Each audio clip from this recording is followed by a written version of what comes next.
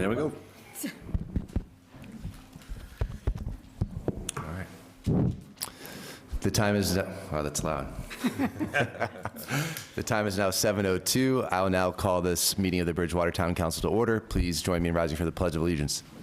I pledge allegiance to the flag of the United States of America and to the republic for which it stands, one nation, under God, indivisible, with liberty and justice for all.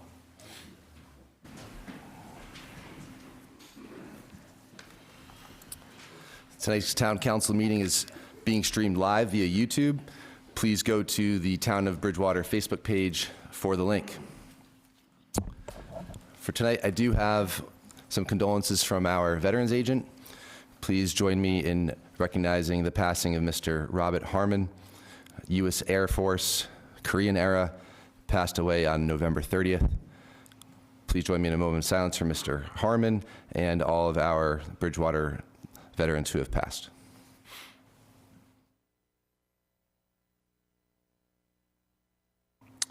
Thank you. First up, I have approval of minutes from previous meetings. Do I have a motion for approval and second for discussion? So moved. Second. A motion and a second. Any discussion? Seeing none, all those in favor? Aye. Any opposed? Motion carries. All right, announcements from the president. So we do have our first public meeting. Oh, go ahead. I think you have to do roll call because we have one counselor on Zoom. You're right. Thank you. I forgot about that.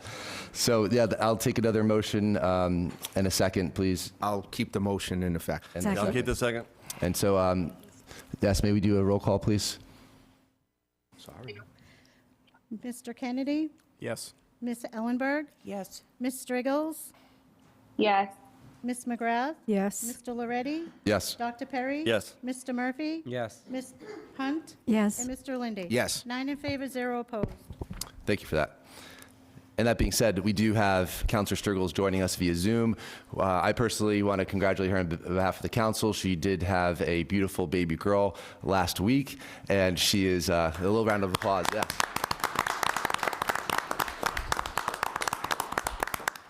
Baby Georgia, and yeah, she is healthy and she is joining us via Zoom. She is committed to her position here, and she couldn't be here with us in person today, but she'll be joining us via Zoom tonight. We do have our first public meeting in quite a while. That will be right before our first scheduled council meeting in January. That will be January 6th. And what that entails is that we will be entertaining submissions from residents on any matters that you'd like to bring before the council. So how that will be done is there will be a public notice that's in the enterprise. The submissions will be going to our council clerk, and those submissions are due midnight on Tuesday, December 30th.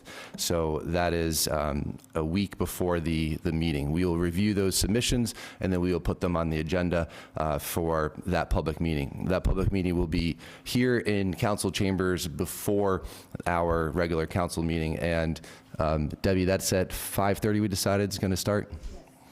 So that public meeting will run from 5:30 to 7 p.m. and we will have our regularly scheduled council meeting after that. If any councilors want to submit any items for that, please make sure that that's in by the deadline. And obviously our regular rules for submitting articles of legislation for our regular council meeting are still in effect. But if you want anything on the public meeting, then please go ahead and do so.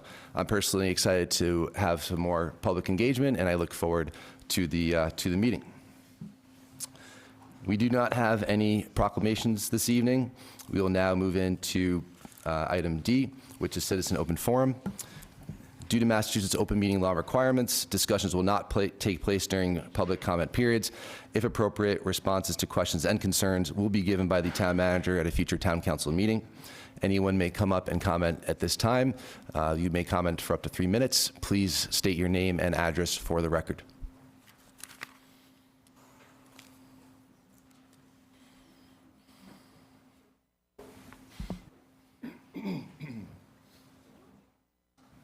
Good evening, Janet Hanson, Pleasant Street.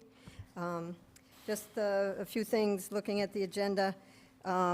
I was just wondering what the license transfer is to, it says Triangle Pub. I don't know what kind of establishment that is. It doesn't say. Also, looking at the application, there's not a, it's blank, you know, nothing is checked off, unlike the other license that's coming up has everything checked off. So I don't know if that's a fluke or it's not completed. Just a note on my part. The cemeteries, I am excited that the cemeteries will be taken care of.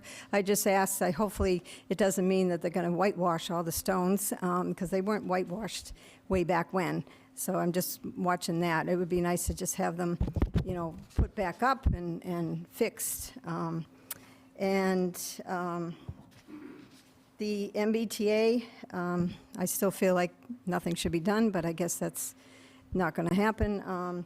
I just hope the minimum amount that we can get by, and once it's on paper, there's nothing stopping anybody necessarily from building, so we just have to watch that, so let's not go overboard.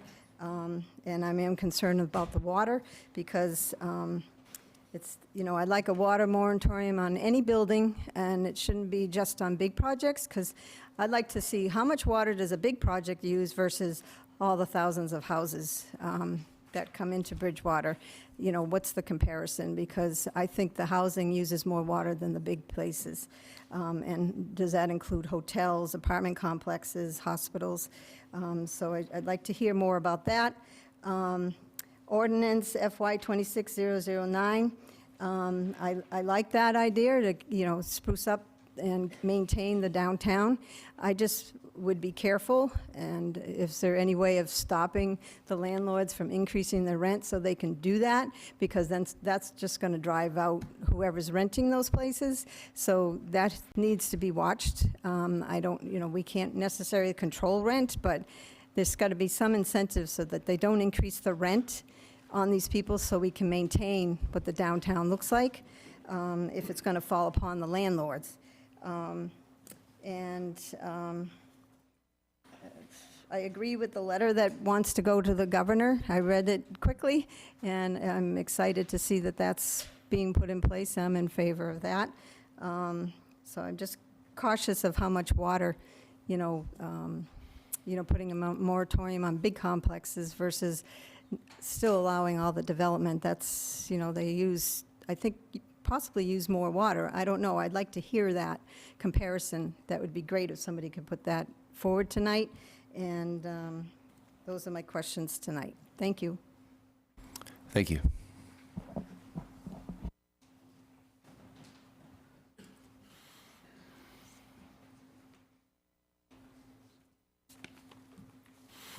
Scott Pitta, Pine Street. And try to make this up on the fly. I kind of was deciding whether or not I wanted to speak and what I wanted to say. Short version is, it's never the wrong time to do the right thing. No matter how far down the road you go, there's always the right time to do the right thing. First off, talking about the water moratorium, I agree with Mrs. Hanson. I think the 1 inch and under limitation is a half measure. We have serious water problems in this town, and we've had these serious water problems in this town for many, many years. We need to just stop new building together right now, temporarily, until we can get this problem addressed. Whenever this council has looked to spend CPA funds to preserve land, it has correctly cited the cost of community services study out of Yale University from 2009 and multiple follow-on studies that consistently show residential development costs the community more than any real estate tax. Those studies show somewhere between $1.12 to $1.50 for every residential tax dollar they bring in. With the MBT Communities Act, if I understand, you know, just because we zone it doesn't mean it's going to get built. I'm not sure I subscribe to that theory. But if those units get built, there will be a tremendous cost to this community, to our police, our fire, our roads, and our schools. Right now, our schools are bursting at the seams. Our classroom sizes are unmanageable. My own wife's classroom size, every day, she can't handle it. It's not that she can't handle it, she's amazing, she can do anything, but it's too much. And if this council approves this, you can't come back to the school committee in the spring and say, hey, well, we're going to saddle you with all these new units and all these new residents and all these new kids, but your spending's out of control. It's inconsistent. You're going to have to take ownership of that. Where's that money going to come from? We don't have it. We have too many expenditures. Now is not the time. I understand that there may be a reward of some sort of grant money possibly in the future. That's not enough. You know, I trust Dennis. I know Dennis. I've worked with him before. I trust him. Everything I've heard about the senator has been fantastic. But there's no guarantee 5 years from now that they'll still be there, that 10 years from now they'll still be there. But if these units get built, they will still be there. And those demands on our system will still be there. And if our legislature can't keep the funding for that grant going 5 years from now, 10 years from now, 20 years from now, we saw what happened in the past with the school transportation that we were promised under the regional school district agreement. We were promised that 100% would be funded. Now, thanks to the work of our legislature, that's back up to 98%. But also look at the Community Preservation Act. We were promised dollar for dollar matching. We're now down to 15 cents on the dollar that is being matched. The promises aren't being met. It's starting to feel like Charlie Brown trying to kick a football. Just because the promise of the money is there doesn't mean it's still going to be there in the future, and our costs will be permanent. Thank you. Thank you.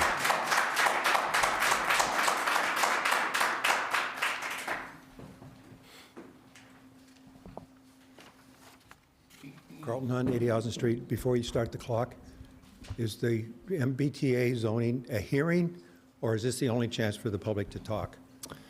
It is not a hearing, and thank you for that. And I missed that in my president announcements. We do have it on for discussion, and one of the things that we don't normally do is allow citizens to engage in that discussion and come up and speak through the chair to the council. It's something I'm going allowed to tonight. So for those that are waiting to come up tonight, if you do have specific commentary on the MBTA Communities Act, I am going to allow citizens to come up during the discussion period and, like I said, speak through the chair. Thank you. I will hold my comments till that time. I want to respond to Mr. Pitta's comment. CPA never promised 100% every year. We were lucky. We were some of the early people, and we got 100%. We are now averaging about 33% funds because other towns, such as Boston, came in. It really knocked down the percentage. Thank you. Thank you.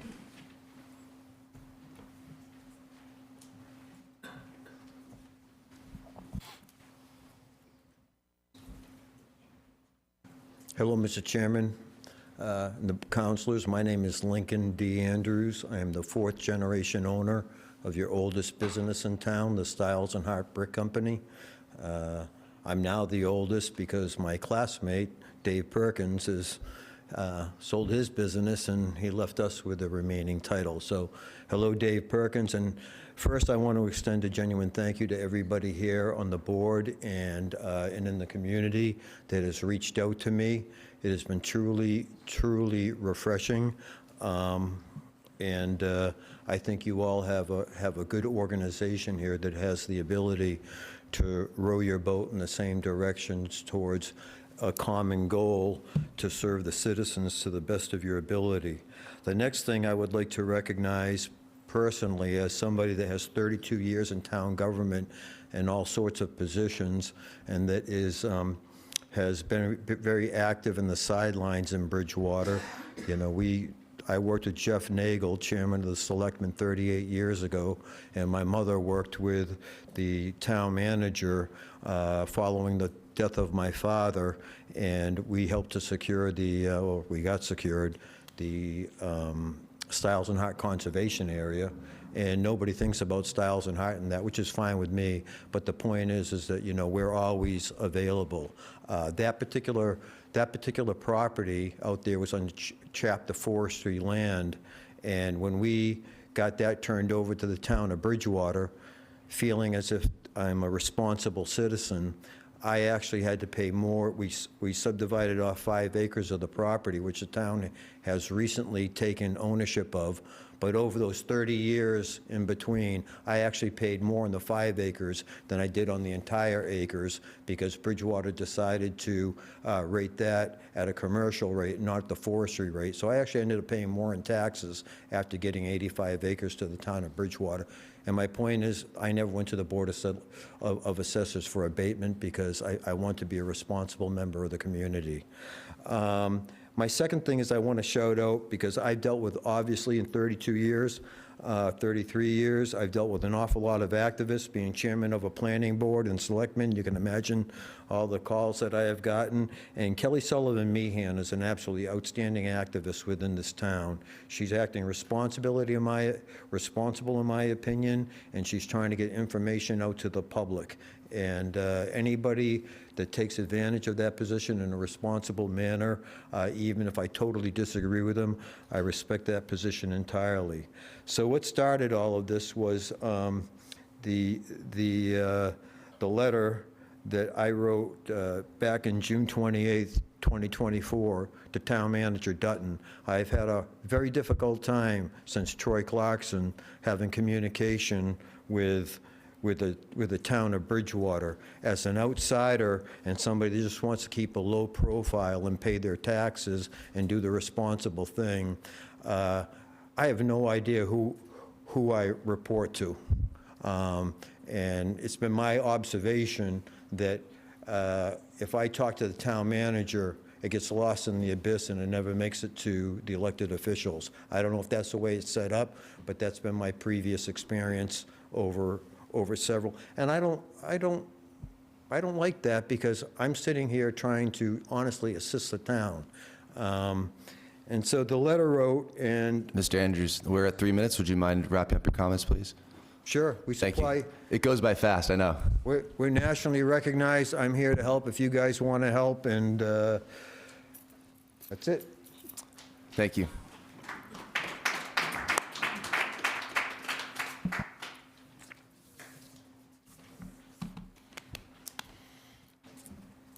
I just have something to hand you, so if that's okay. It's just a copy of some stats. Ashley Mallard, Grange Park, Bridgewater. We all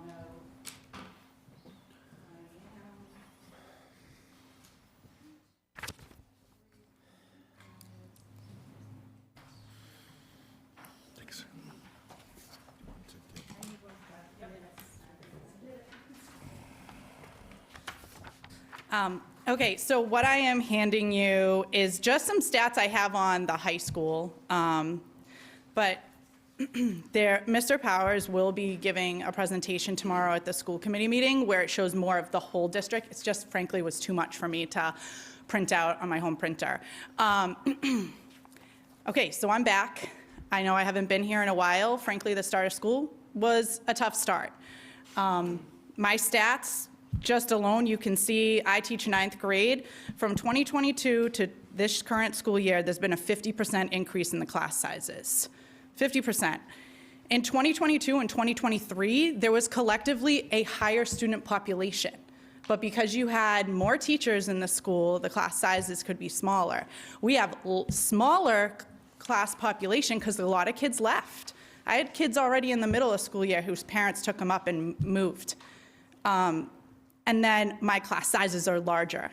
33 is conservative because you might have a class, and this is just, I'm talking to like my particular content. 33 is small because, as some of you, I appreciate, came in and saw, I might have a class of 36 and then one class that might be 31.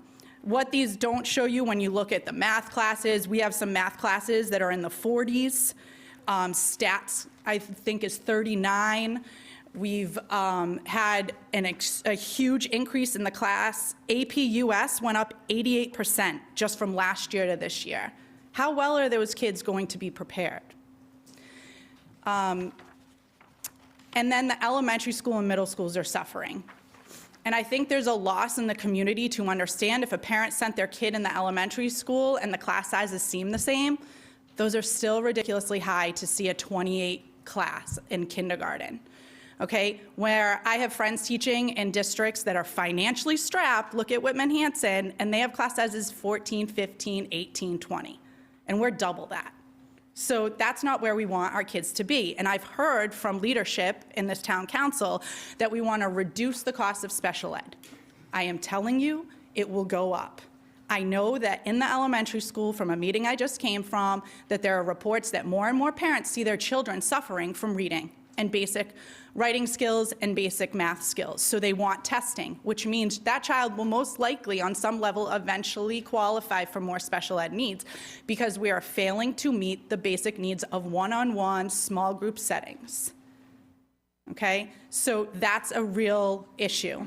The safety issue of having 34, 42 kids, mind you, in the library, there are studies with 160 kids, 120 kids.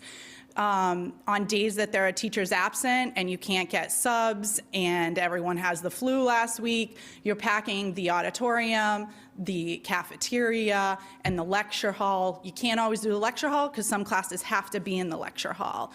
You might have 2 staff members covering those. You have seniors who have double studies and get to leave the building because we can't manage that many kids at the same time. The senior might love it, but how well prepared is that kid to compete with other people? And I can tell you this, some people are saying we used scare tactics last year. Not one thing that the superintendent said didn't come true. Actually one. Instead of charging each kid $900 because we got the little bit of extra money, it's down to $600 per student, per activity. I think activity per sport, no cap. The latest I saw was one parent complaining that they're going to spend on their kids, because multiple kids at the high school, $5,700 this year for sports. People are making choices. So some sports teams are not fielding. You might not have a freshman. Middle school dropped sports. So how is a Rainham kid going to compete with a Bridgewater kid when one whole team doesn't get, one whole team doesn't get even played opportunities? We're not having equitable opportunities for kids who are financially bound. Not a kid who qualifies because they're so low income, but a kid who comes to me and says, my family had to make a choice. This is what this community is supporting. I want to acknowledge the people who work real hard in here to say that you have a water emergency, but stop pretending like you don't have an education emergency. Stop. Put it on every single thing. You need someone to come and speak and give you an update of what it's like. 2 years ago, 2 cycles ago, I had a total of about 100 students. I think I look back at the stat, 160 students. In my 5 classes, I have 171. What type of feedback can I provide? The people who came through saw that I had to spread out a class into 2 classes because I had an empty classroom, and they do a walk around and they learn better, independently learning from each other, seeing primary sources, but I can't walk around with them because I have to stand between 2 classrooms to monitor 2 groups of kids. My own leadership in town council couldn't make time to show up, which I understand. We all have busy lives, but imagine suggesting that volunteers can show up to help run these classes. It's just not reliable. We need the leadership to get these kids back into reasonable class sizes. And there's 2 things we have to think about. Actually, we're a little over 3 minutes, so if you Okay. could, thank you. This is what I want you to think about. What are you willing to cut in town to make us even mediocre next year? Because you don't have the money. What are you willing to cut? Start saying it to the public, because last year when I brought this up in January, and you guys started saying you had a deficit in like April, everyone was like, whoa, this is out of nowhere. You know you're gonna have a deficit. You know it. You're not funding the fire department in the way that it needs to. Police will be doing overtime because they can't hire extra staff. Where are you going to cut? Library? You're not going to start filling the new building at the fire department?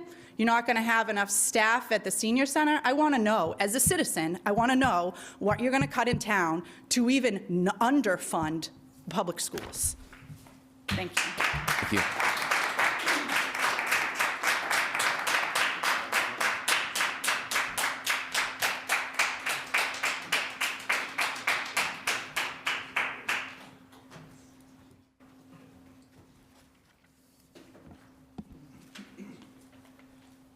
Hello, Council. Thank you, Mr. President, Mr. Vice President, Council members.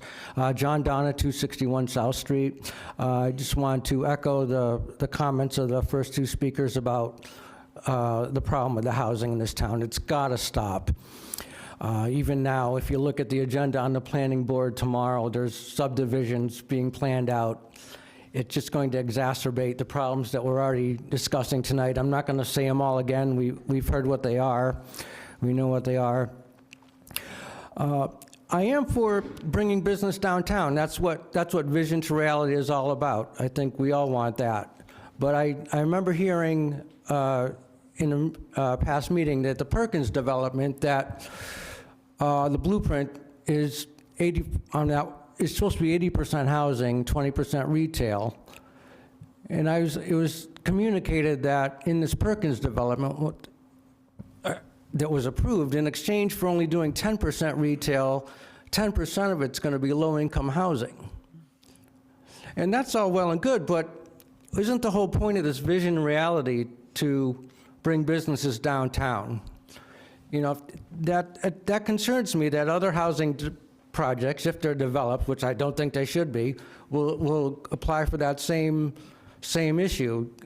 More housing, less retail. Now, I know I was reading the agenda tonight on the water agreement with Middleborough, and I know the town manager, it's obvious he's doing a lot of work on that, and certainly looks like I'm confident that he's doing a great job, and I have all the confidence in the world in this particular council. I thank you all for the work you're doing.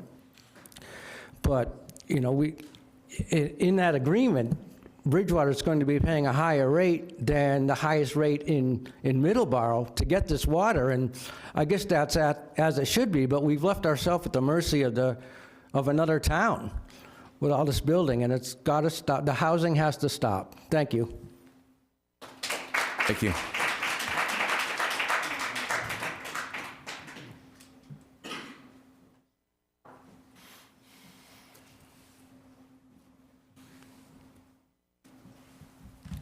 Steph D'Amelia, Harvest Lane.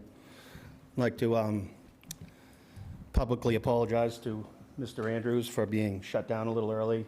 It's kind of embarrassing, as I watched him in Middleborough speak for quite a long time to try to get his point across.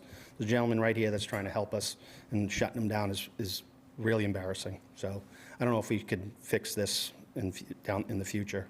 3 minutes is not enough, especially it's something that important. I asked a question before, I can't remember how many meetings ago.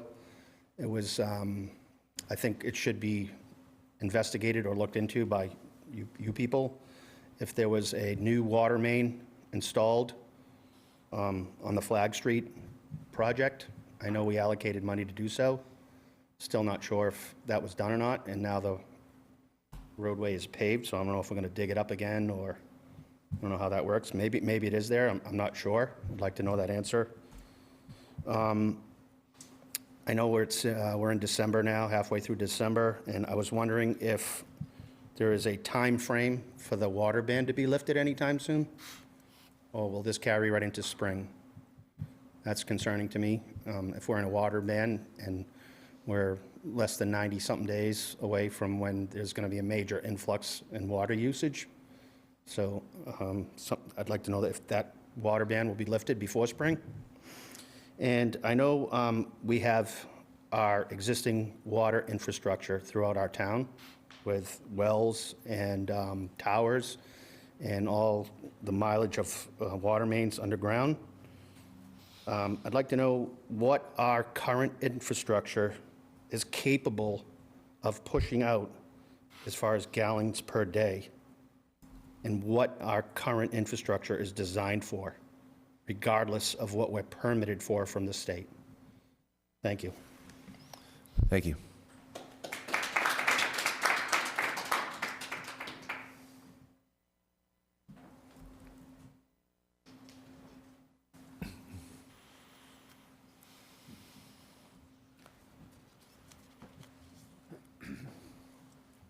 Hi, my name's Kathy Lenaweaver, and I have the courage tonight to come up. I've came here a couple of times. I feel the way the meetings are, and you just sit there and look at us, without having any direct answers or even acknowledging is embarrassing. I did take the time and I wrote a letter. Only person that responded was John, President. I got a letter today from, I think it was the town manager, basically saying I can't answer any of these questions. My biggest issue is obviously the water. I've been here for 13 years. It's been brown since the day I've come. It was the previous town manager, Dunton. Promises, promises. Nothing's ever been done. It's gotten to the point where we've had the news come out, so that's why it's come to the forefront. But my thing is, with this Middleborough extension and the cost to us as a town, it's astronomical. It's coming from supposedly what did you call it, what fund? A reserve fund? Where's that reserve fund been all this time to not help in the past? We haven't had any comments. We haven't had no transparency, I guess is the word. Anyways, I'm not one to speak publicly, but it's really gotten to the point where I'm done. I hate waking up, wondering if I'm going to have clean water to take a shower, wondering if I can pour water for my dog instead of going to the Blue Dot and getting water. It's not safe.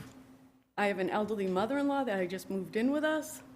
She can't drink the water. I have to go out and get her water. It's unfair to have a town this size with no quality water. And then we're paying a town to help us flush and build up our reserves just because we've never done it in the past. And if we've had that money in reserve, why didn't we do it? Thank you. Thank you.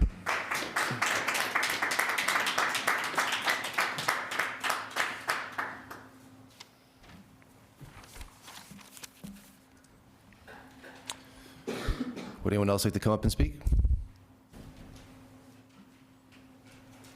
Okay, thank you for those who came up to speak tonight. There will be another opportunity at the end of the meeting if you'd like to come up and speak at the end. We do not have any appointments. I'll now entertain a motion from one of our counselors to take item J out of order, discussions.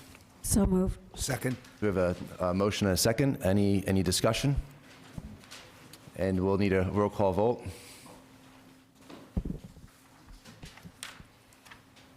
Mr. Kennedy? Yes. Ms. Ellenberg? No. Ms. Striggles? Yes. Ms. McGrath? Yes. Mr. Loretti? Yes. Dr. Perry? Yes. Mr. Murphy? Yes. Ms. Hunt? Yes. And Mr. Lindy? Yes. 8 in favor, 1 opposed. Thank you. So we do have Councilor Striggles on the line, and we wanted her to participate in these discussions. And then after these discussions, we will also ask for a motion to take L out of order for legislation for action, which is the MBTA compliance. So first off, what we're going to begin with is MBTA compliance. We already did have a public hearing with the Planning Board and CED. That is when the public hearing period officially took place. But due to the sensitivity of the topic and those who may want to speak specifically on this, I am going to allow, if residents choose to come up to speak through the chair to the council, you may do so. Please just raise your hand and come on up. If no one wishes to speak, then obviously please just remain in your seats and the council will deliberate amongst ourselves. But I figured that it was worth the opportunity to open the forum for citizens if they did wanted to participate.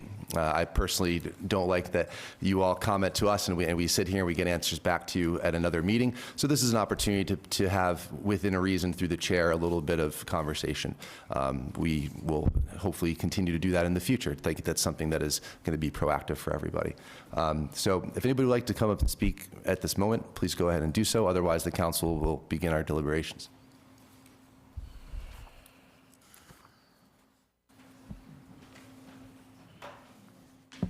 Carlton Hunt, 80 Austin Street. Thank you for allowing this public to speak. It's the first time I think I've experienced that. Good evening. Tonight, you will vote on legislation that has huge implications for Bridgewater, the MBTA zoning amendments. A positive vote will ensure the town is MBTA certified and has access to external funding sources. Remember, there is underlying zoning that controls the elements of any building project.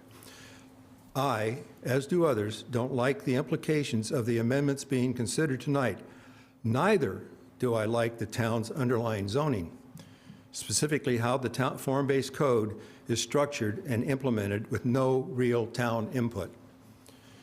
As the planning board discussed during its public MBTA hearings with the CED committee, the town needs to revisit and improve that zoning. I encourage you to meet with the planning board through your various committees to consider changes to that zoning regardless of the outcome of tonight's vote. More importantly, for tonight's decision, please vote affirmatively on the amendments. Why? As reported by towns which fought the MBT zoning and lost, often on more than one occasion. Before approving any zoning because of lost, they voted that to approve it because of potential lost revenue. Bridgewater needs to understand the negative impacts of failure to approve the amendments. The impacts are clear in the Attorney General's office guidance provided in your packet. The downsides of a negative decision clearly indicate the lack of opportunities for applying for and winning grants available to the town now and in the future. In addition, the town must still meet state and federal regulatory mandates, such as the Clean Water Act criteria for phosphorus discharge from the sewage treatment plant. That's a multi-million-dollar investment there. If we can't get grants, guess who pays for it? You and I. That cost will be borne entirely by the taxpayers of if the MBT zoning amendments don't pass. We are not talking about thousands of dollars, but likely hundreds of thousands or millions of dollars. And the federal grant funding opportunities are across multiple infrastructure needs. For example, there are half a dozen competitive grant opportunities under which the town's Green Communities designation could apply for, but these require the town council to move forward with the specialized code that's currently sequestered in various town council committees. What about the water and wastewater infrastructure? Also, the Community Preservation Committee is aware of projects that could receive grant support if the town is MBTA zoning certified. An example is access to MVP grants, municipal vulnerability grants, such as awarded for the conservation restriction on the Hanson Farm or the PARC grant for yet designated parks. I ask you as town council to vote in the affirmative on this measure to ensure the town has the opportunities to access external funds for the improvement of the town. Thank you for your attention. Thank you.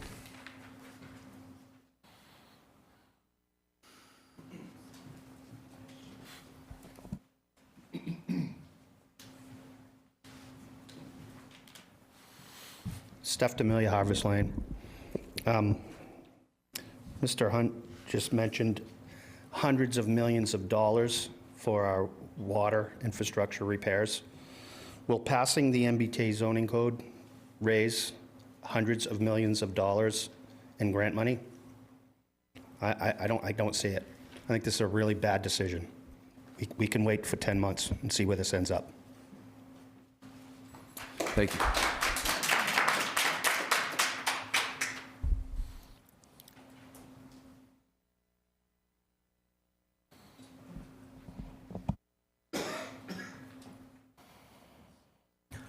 John Donna, 261 South Street. I know a lot of you weren't on the council when this vote came through back in 2024, I believe, and I suspect a lot of you would not have voted for it if this went before the council now. But I have spoken on, I'll let you make your own decision tonight. I'm not going to push you either way. I just want to say that I think it's incredibly wrong that the state would force a town to do this kind of building or else, or will turn your town into rubble by withholding funds or clawing back money. And I think it's just a terrible thing done by the state government. I know other states have fought and lost. You know, I've heard our Attorney Rollins speak a lot. I'd like to see him take a chance with our Attorney General. I bet he might have had a better shot at it than the other towns. I put him against up the Attorney General any day. But again, you know more about this than I do. Vote what you think is best for the town. But again, as I said in the beginning, this is just a horrible way for the governor to act, for the state legislature to act. And I won't forget, there was one person on the board that did vote, on the council that did vote against it. I won't forget that either. You can certainly put your sign on my yard when election time comes again. Thank you. Thank you.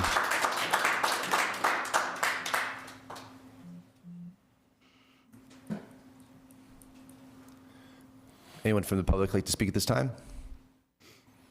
All right, well, thank you for coming up. The council will deliberate, and if anybody has anything additional to say, then please raise your hand and come on up. So I'll open the floor to councilors who would like to begin the discussion. I have something to say. Is that okay? I wrote it down so that I'll make it as short as I can. I think it's wonderful to see so many citizens joining in the conversation about whether to support or deny the MBTA Communities Act, because it isn't just here tonight that we're talking about it. People have been talking about it all over town. I hear predictions, concerns, and endorsements on both sides. That shows we are an involved town where people care about happenings and each other. That is wonderful. The thing I find most important about the upcoming vote on being or not being an MBTA community is that not accepting it will put us in a very difficult place. It will mean we have little, if any, capacity for state support. I don't have this part written down. Not everybody realizes how much state support we actually get. I worked for the state for over 20 years. I answered grants and responded to grants and awarded grants. It's a constant thing that's happening with the state. But it will mean that we have little capacity or any capacity for state support if we fail to comply with the law's requirements. We risk liability under federal and state housing laws, which can trigger civil enforcement. It would leave us ineligible for state aid. In clear language, it means we would not be eligible to apply or receive grants from the state. Give that some thought. Making a grant application to the state would even be wasted effort. If we vote no, the state will still require actions from us, for which we may have previously received funding. For instance, the sewage treatment upgrades will still need to be upgraded to achieve compliance with discharge quality. That funding will land directly on the town's back. There will be no ability to opt out of compliance, and that will apply to many other state requirements where we have relied on state assistance in the past. We also need to remember that we have a very trustworthy planning board to watch us and to care for us. I've heard the request to vote no. I've taken time to thoroughly consider the consequences of both a no vote and a yes vote. My assessment is that a no vote will harm, not hurt, not help. Harm, not help our town. That's it. Councilors? I also wrote something because this is a tough topic and puts the town in a very difficult position. So on the MBTA zoning amendment before us tonight, I personally want to be very clear, and I've said this publicly before, I don't like the item before us. I don't like the position the Commonwealth has put Bridgewater in, nor other towns. And I don't like the method the state is using to enforce the compliance. I believe last year Bridgewater did act in good faith. Whether people agree or disagree with that decision, we did adopt the MBTA zoning because we were told it was the bare minimum required to be compliant and eligible for grant funding. After changing our zoning, we were told that was still not enough, and we were deemed not fully compliant, and we received no grant funding due to that. Now the metrics have changed again, which is why this amendment is before us. So I just want to be clear for residents, and Bridgewater already has MBTA zoning in place. What we do not have is zoning that is currently compliant. There is a concern that I haven't seen discussed publicly. Under the statute, compliance is not binary. Bridgewater is currently considered conditionally compliant. As I read the law, there's a possibility the state could develop and proceed under our existing zoning that we have in place and simultaneously withhold grant funding to pressure us into further zoning changes. That would leave Bridgewater absorbing all the impacts of this, and based on how the law is already being enforced by the state, which I'll touch on in a second, I don't see that as a hypothetical risk. The law itself has been upheld in courts, as was mentioned by a resident. If anyone wants to view that, that's the AG versus Milton case. About 9 to 10 towns already fought this, claiming it was an unfunded mandate. Many of us disagree with that as well, but that's what the courts ruled, so that's a legal reality we're all having to deal with. Now the issue, in my opinion, is not whether the state can do this. The issue is how the state is actually enforcing it.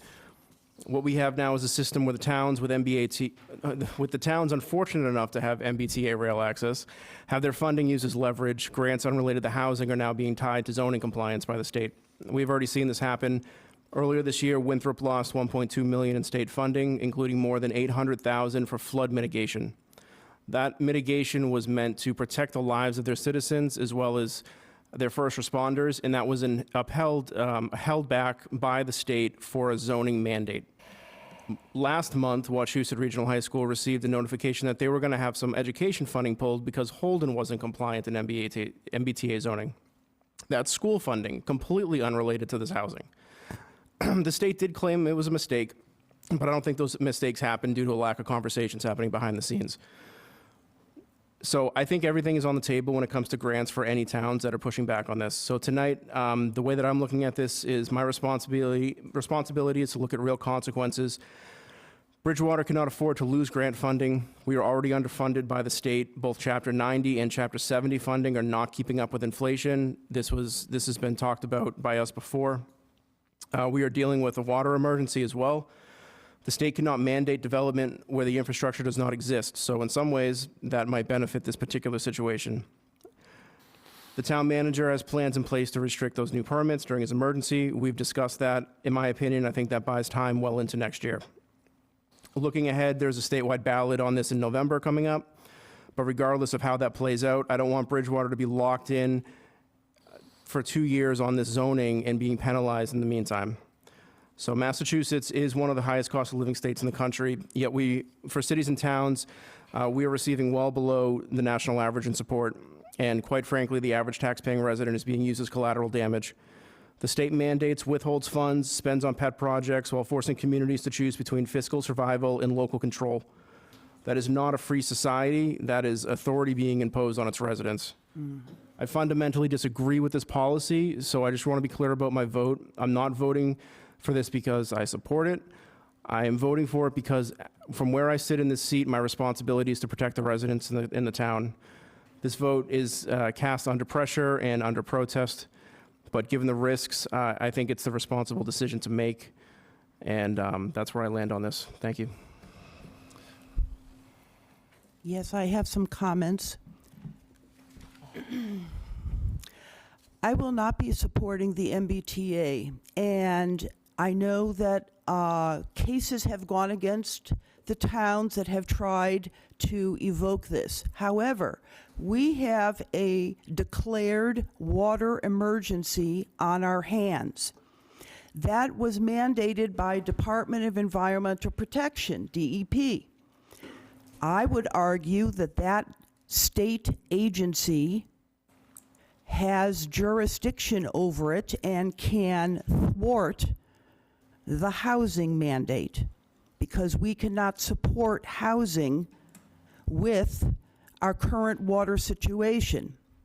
So I think the responsible thing to do is to wait for the 10 months and see if the citizens of Massachusetts rescind this 3A which has been put on by citizen petition onto the state ballot.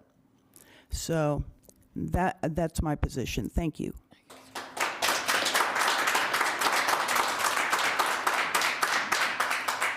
Thank you, Mr. President. I, too, feel it's cruel for the governor to do this to us, and I'm glad that we have an election coming up. The thing I've looked at, we do need the grants for the water in the road because we don't want our taxes raised, and as we saw in the field override, residents don't want that. The hopeful thing that I saw when I watched the planning board, Mr. Driscoll, the chair of the planning, is going to work on safeguards such as deny projects because of water, a build-up analysts before projects are implemented, water impact, and relooking at zoning laws. So I hope I quoted Mr. Driscoll correctly. The MBT, like Mr. Kennedy said, is coming up on the ballot. So if we see this is not working, it's overtaking us, the residents have a right to vote no.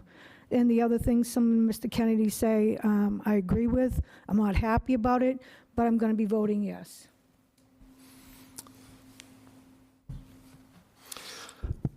Thank you. Again, I'm, the initial zoning amendment is sponsored by myself. Again, we're in a tough situation. The state has created this for us. Lawsuits have been made, and obviously towns have lost. The town's in a precarious situation financially. To turn away any potential grant money, it could be a little bit, it could be a whole lot. We don't know how much it is until we potentially apply through a grant writing process or a federal funding process. But to not comply at this point when it takes a couple small changes in language would really be, biting ourselves in the nose here to spite ourselves. To not take advantage of the potential ability to get monies for water, for roads, for schools, whatever we could potentially do. As been mentioned, there is an election coming up. If there's a change in the leadership at the top and the MBTA Communities Agreement goes away, then great, we change course and we make changes. But if it stays in place, and at least we'll be compliant in order to receive those grant monies. There's also mentioned when it comes to planning board and approvals of projects. Again, if we currently do not have the water capacity, then those projects will not get approved. But we're trying to make strides and improvements in the water situation. So down the line, if we can get those projects on board and we have the capacity to take on those projects, then we'll do so.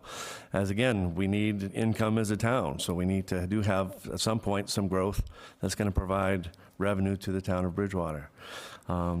So I will be supporting this as well, as again, the small changes needed to keep the grant funding going is, I feel, the most important thing for the town at this stage. Thank you.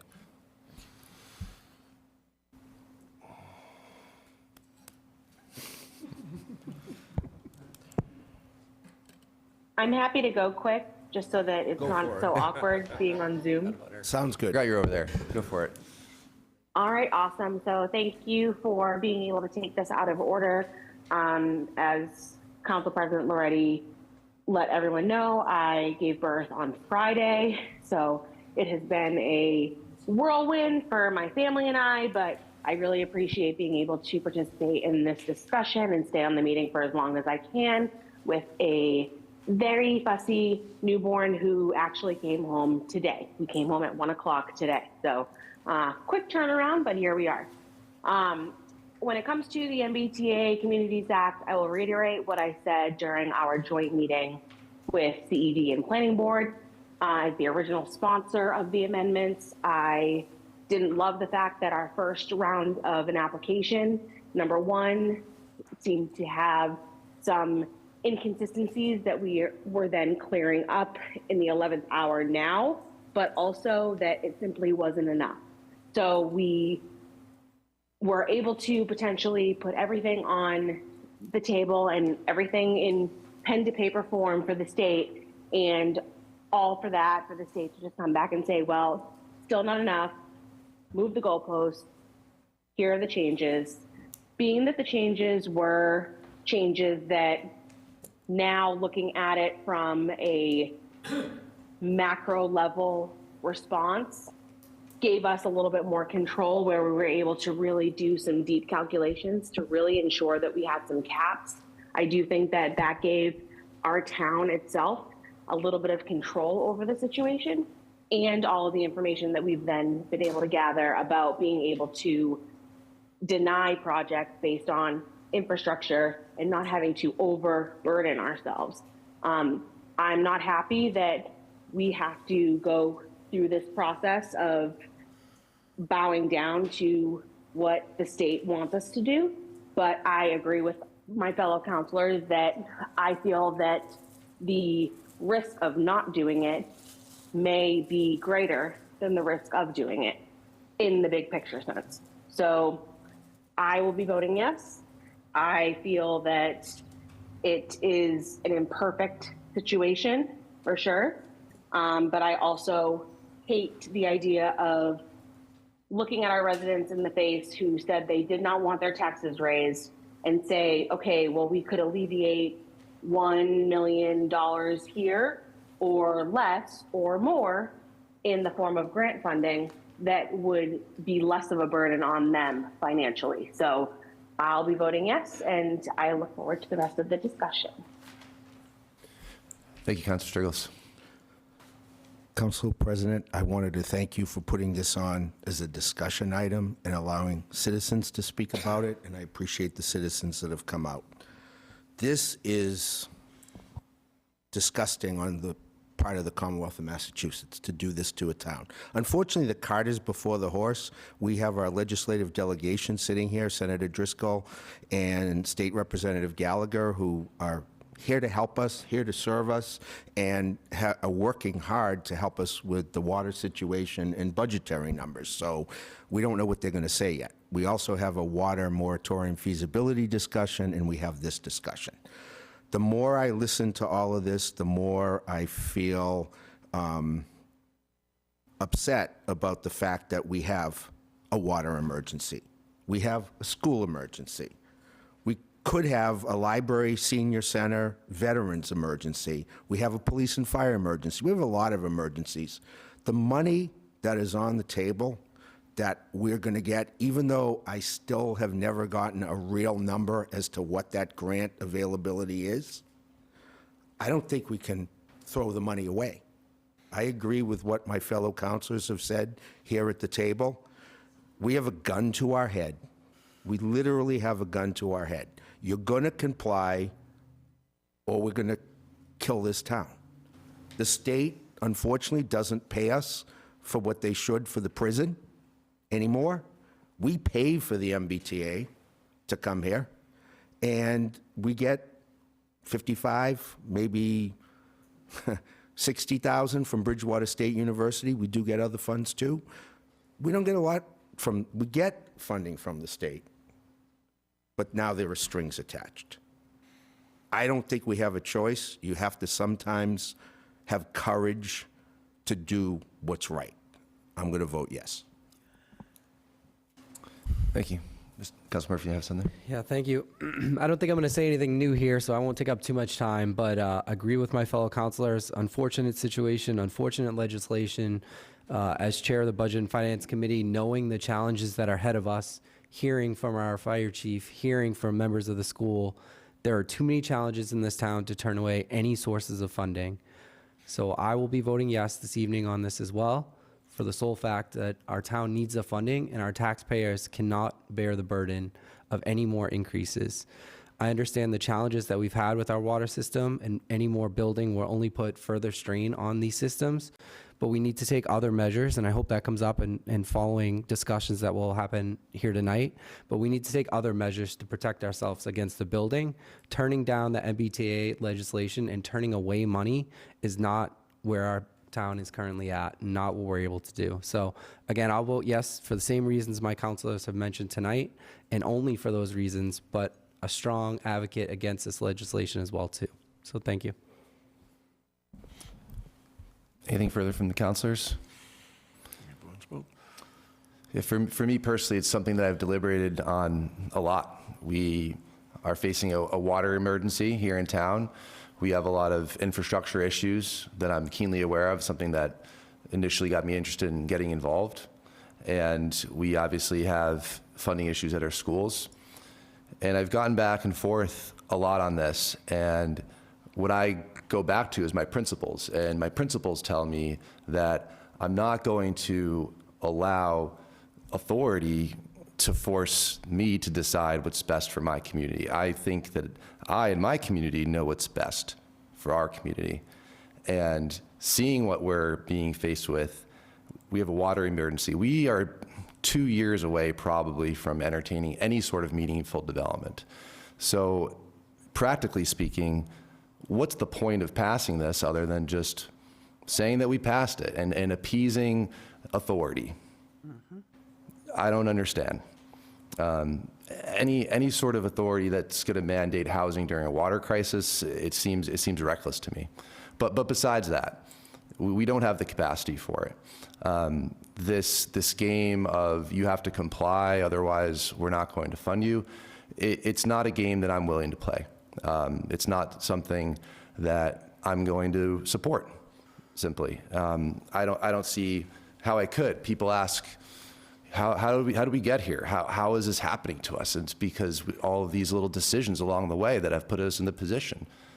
You know, we've decided to not fund our town enough and not make investments into our infrastructure, and here we are, and we seem to have to vote yes in order to get money to fund the things that we need. We can't fix things of the past. We can only move forward, but I'm not going to be able to support this just based upon my principles. So that's me. I understand where our counselors are. We do need funding. If that's the game that we have to play right now, I totally understand, and we'll move forward as a community no matter how the vote goes. We are not voting on this at the moment. It is just a discussion, so we are going to press pause on that. We do have a couple other discussion items, and then we will bring this back.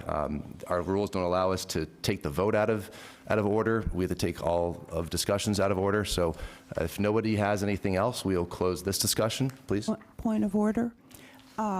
We have been discussing the water emergency and potentially making this MBTA untenable. We have had Mr. Lincoln Andrews appear at our meeting.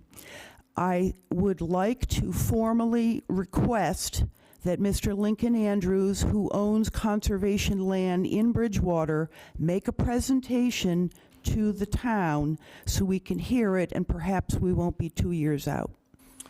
So I would love to hear more. I don't know if that's pertinent to the MBTA legislation, so if we want to close that discussion. That's fine. And then, so I do want to make sure that we are going to close that discussion for the MBTA legislation. I just want to ask if there are any citizens that would like to speak now, that they know they have the opportunity to do so as well. Yes, after our thank you. deliberation. Anything from citizens? Okay, thank you. So yeah, we will be moving into the water moratorium feasibility. It's how it's presented on our agenda. And like the MBTA legislation, if any citizens would like to come up and discuss that, and that includes Mr. Andrews, of course, and anybody else, you're welcome to participate in this discussion. Please, again, address the council through the chair so that we follow our rules here. But otherwise, anybody is welcome to speak and to involve yourselves in our discussion.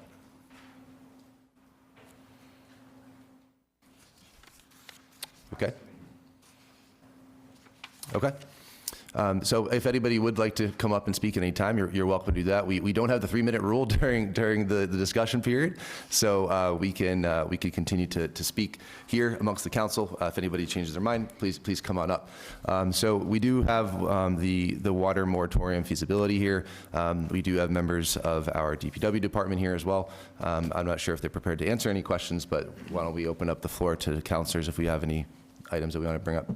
So I also wanted to echo what Councilor Ellenberg said before. I really would like to hear more from Mr. Andrews at some point. He's choosing to pass at the moment, but it seems like it's a viable option on the table to preserve land and find a water source. So I'm hoping we'll be able to hear from him.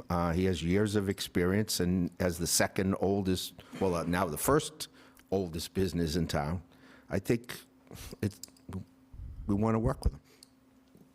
Mr. President, I just want to quickly chime in on that. I obviously can't speak to what our previous town managers have done. I can only speak to what I've done. Mr. Andrews reached out to me a weekend ago I quickly responded to Mr. Andrews, and I think I've said this publicly in these meetings. I'll reiterate it. My team, us, we were looking at every option, and the fact that Mr. Andrews reached out to us to give us another opportunity to explore something else, that's exactly what we were doing. And I immediately reached out to him and said, I would love to speak with you and your team. We're going to do that. We're going to speak with Mr. Andrew, and we've set up a meeting based on the schedule of his team. So we're going to look at all the options, as I've said, and we can follow up with the council and the community based on those discussions. Thank you. Please. Hi, Lincoln Andrews. I'm going to be real brief. I'm not looking to force myself on your agenda and to force my offer. And I'm certainly not prepared to lay out everything in 3 minutes. Thank you, Mr. Casanova Davis. I have a lawyer, and I have a complete team that's ready to rock and roll. Mr. Casanova Davis is aware that my lawyer has made contact with him. As my understanding goes right now, I don't think there's been a reply to her. I did not hire a Washington, D.C. powerhouse attorney to deal with municipalities. That's just kind of the way that it worked out. And I trust Nicole Atala absolutely 1,000%, along with my conservationists that I have hired to assist this facility and to assist this process should the town of Bridgewater goes along. But I'm not going to come up here and stand and just speak by myself and get looked at underneath the 3-minute rule, because as a 1A guy, I fight the 3-minute rule in Middleborough. And I cannot, there is absolutely no way I can impart my knowledge that I have to give to all of you of 32 years in Middleborough and being intensively involved in municipal water and being the oldest owner of a business in 3 minutes. Thank you.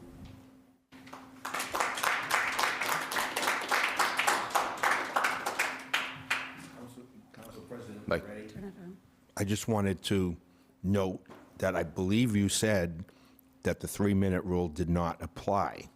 I did. This discussion. Not currently. Okay, just Yeah, wanted it does not apply at the sure. moment. So we could speak for longer than 3 minutes ourselves, of course, and citizens, as long as it's relevant to the conversation, of course. So who would like to take the floor next? Comments on the water moratorium feasibility? I think the water moratorium is absolutely needed. We are currently scheduled for 1,434 additional units in our town. We are not able to limit the number of people per unit, so you can get, 6 people in a 2-bedroom, that kind of thing.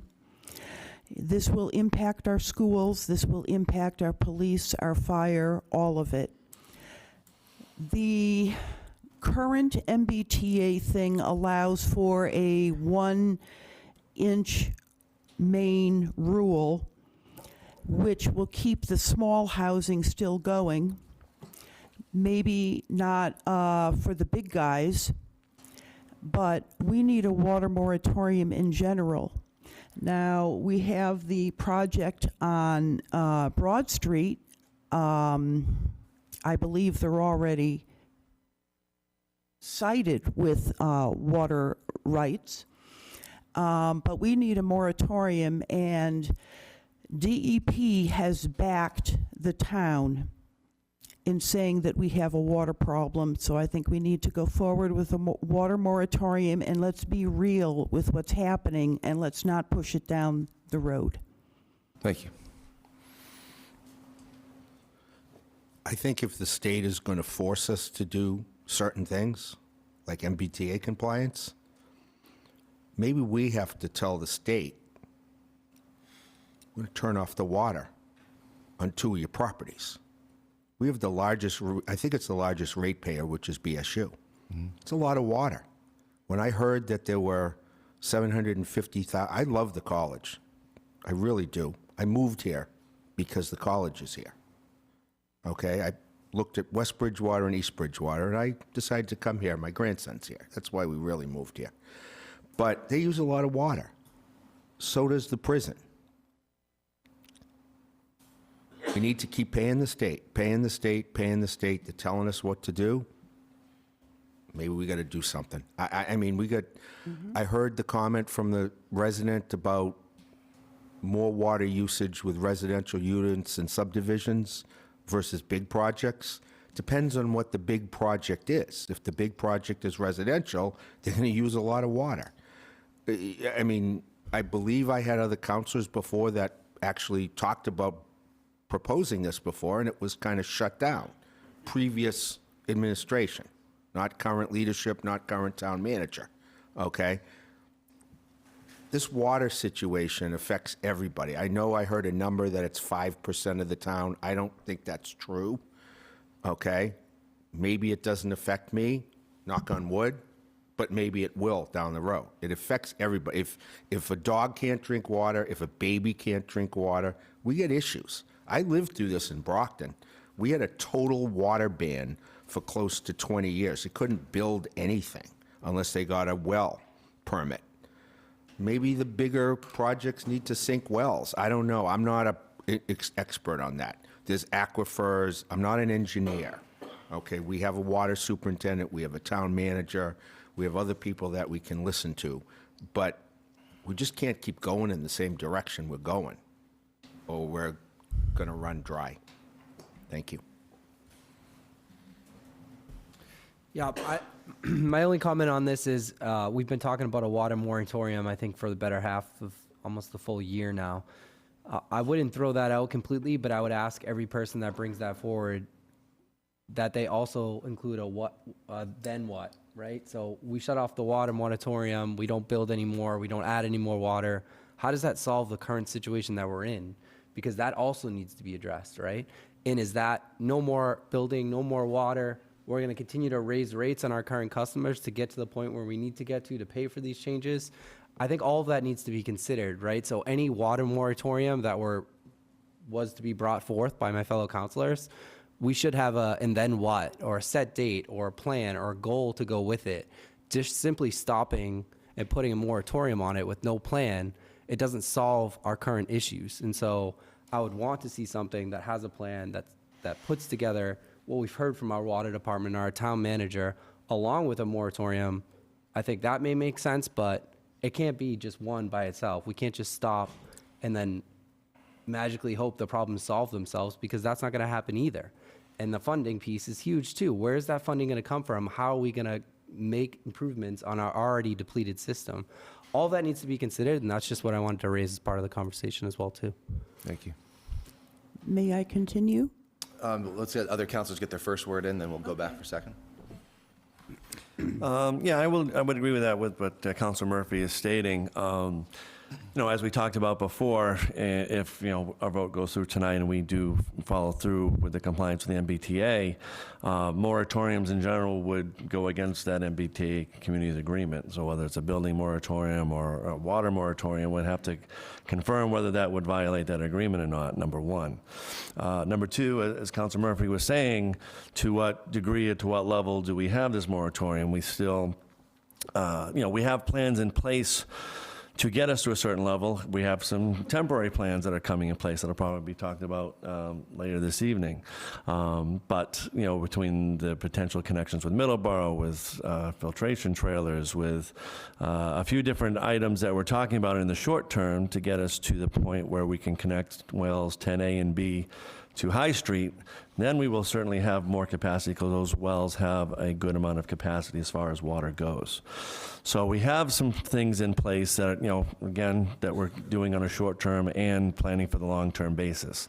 So looking at that and discussing, if it's, as long as a moratorium doesn't violate anything that we pass as a council here as far as the agreement goes, maybe we're just looking at individual projects at one at a time. Do we have the capacity at this time to approve it?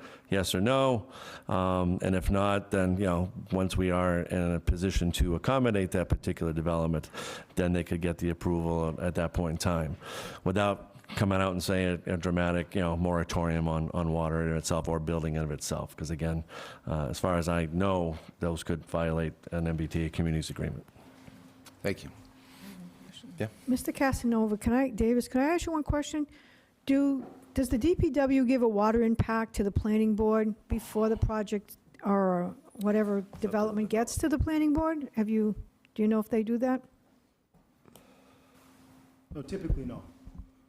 So maybe we could just do that rather than stopping all the buildings, so the planning board could look at that and know to go forward. We can't do that, maybe. I think we can have further discussion. I mean, we took it out of order. I obviously want the council to talk. I can tell you what we're doing in regards to that in terms Okay. of staff. I can dive into that a little bit further. During I your don't want report. to bend your discussion, but we'll talk about that. Okay, thank you. In regards to discussion further on this, I mean, I'm open to it. We have a lot of things moving right now on the water topic. The way that I'm viewing the current emergency status is essentially a moratorium, and that's in some ways what I've discussed with the town manager, which I hope he elaborates on during his time. But we are in an emergency. We currently have well 10s A and B off for a very good reason. We are currently at the actual capacity for the town with those wells off. And when all that gets back online, we go back up somewhere in the range of 500,000 gallons. The average single-family house does not use much water. When you obviously add an entire town together, it is a lot of water. Based on our structure that we voted to change, what actually benefits the residents as far as their water rates is having a business with a 4-inch connection. That increases their bill and lowers the collective bill. Our water bill and our water problems are paid by the taxpayers through usage. So we need to use water to actually pay for infrastructure changes. It's a complex problem. It's a discussion that I'm open to definitely having. There are a lot of legal concerns once you start doing that, especially for building that has already been approved. And I would want to avoid the town getting wrapped up in spending money on legal fees to try to prevent water from being pumped into buildings that are already within the limit we have. But I think it's a conversation that, is worthwhile considering our situation. Thank you. Yes, we have the ability to negotiate with other sources of water, namely Mr. Lincoln Andrews. And I don't know what negotiations would take place or whatever, but I do think it needs to be pursued on behalf of the town. The reason why I say this is because we are in a temporary thing for 90 days with Middleborough. Then what becomes of us? Okay? We need to plan for the long term in an aquifer on conservation land, which is nice, pure water, okay? And we need to negotiate this and see if it's a possibility. Maybe it'll be too expensive. Maybe we don't want to do it. But on the other hand, this could be growing our water supply system considerably. So I think we need to negotiate, and in terms of how we would pay for something with infrastructure, we could ask the taxpayers if they would want to bond the infrastructure for improving our town. Also, potentially CPC funds would be available and so forth. So I just would seriously hope that all things are explored. That's all. Thank you. Anything else, councilors? Yeah, I think at a minimum, and we'll hear more from our town manager later on, that we shouldn't entertain any new connections while we're in this crisis. I think that doesn't even need to be said, but I will say that. However, we do need to be very careful, as my councilors have said, that we don't put ourselves in any sort of legal liability by having a blanket moratorium. I think that anybody who has plans for I think of somebody's in-laws in an ADU being built, and they already have shovels in the ground. Any project that has shovels in the ground, and any projects that have been approved, then those should move forward, unless we want to open ourselves to very expensive litigation. So I think this conversation is going to continue during our water update, during town manager's report. So we could move on from here unless anybody has anything else. Okay. All right. So that being said, we will invite our Senator Driscoll and Representative Gallagher for their discussion.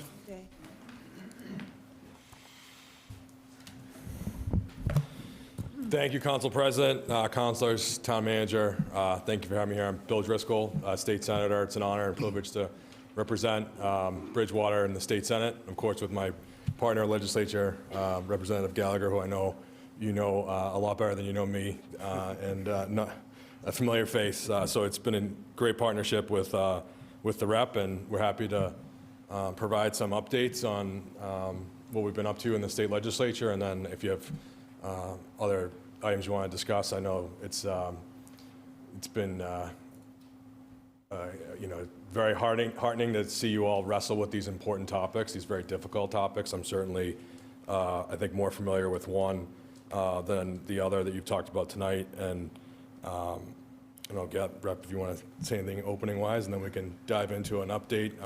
I did bring a few items to update you on in terms of what we've passed in the state legislature and the Senate, and I know the rep has as well. Right, thank you, Senator, and good evening, everyone. And I want to start out by congratulating Councilor Striggles on the new addition to your family. I think that's great, and I'm glad to see that you're able to at least participate in tonight's meeting. I know you have a very important vote to take after our presentation, so I just want to touch on some highlights of what's been happening in the legislature, things that we have voted and approved on, things that I have filed on behalf of the town.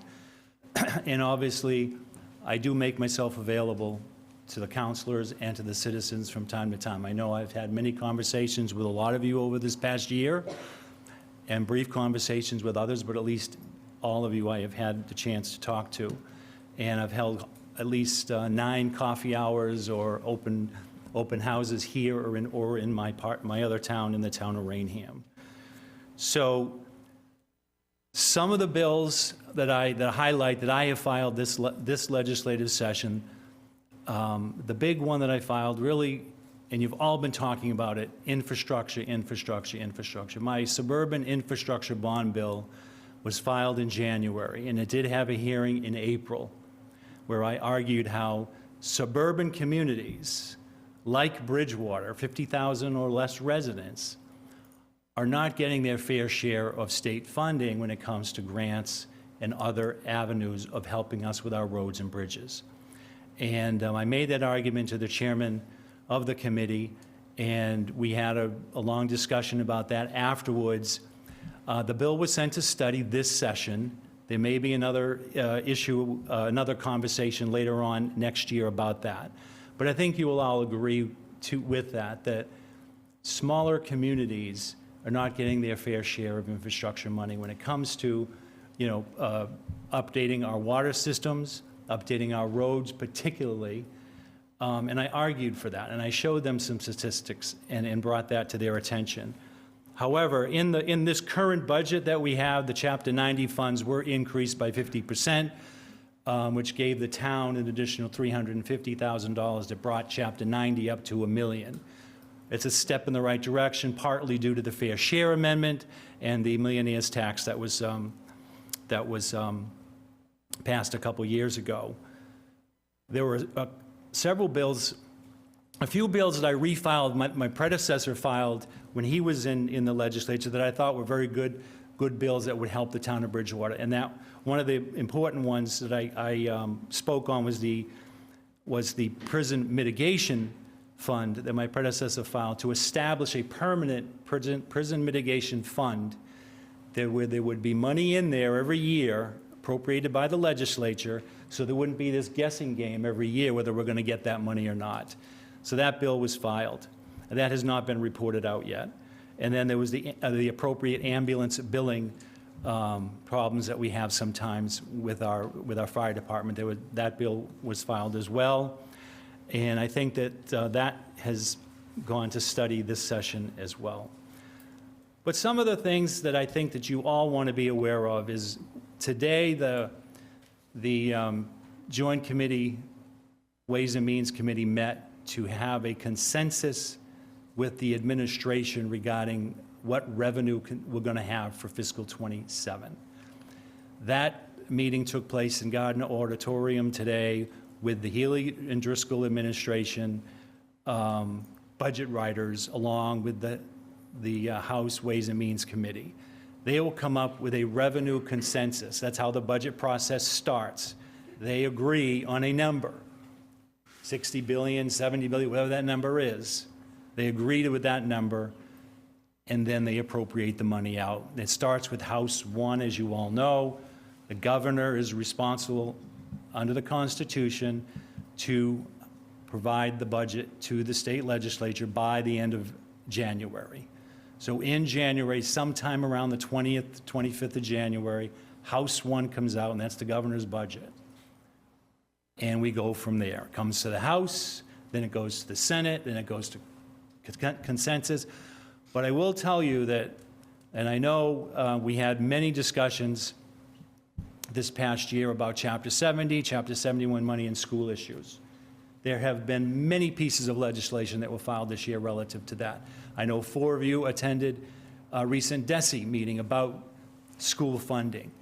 Believe me, every single legislature in the House and in the Senate knows that we need to provide more education funding for our schools. We know that.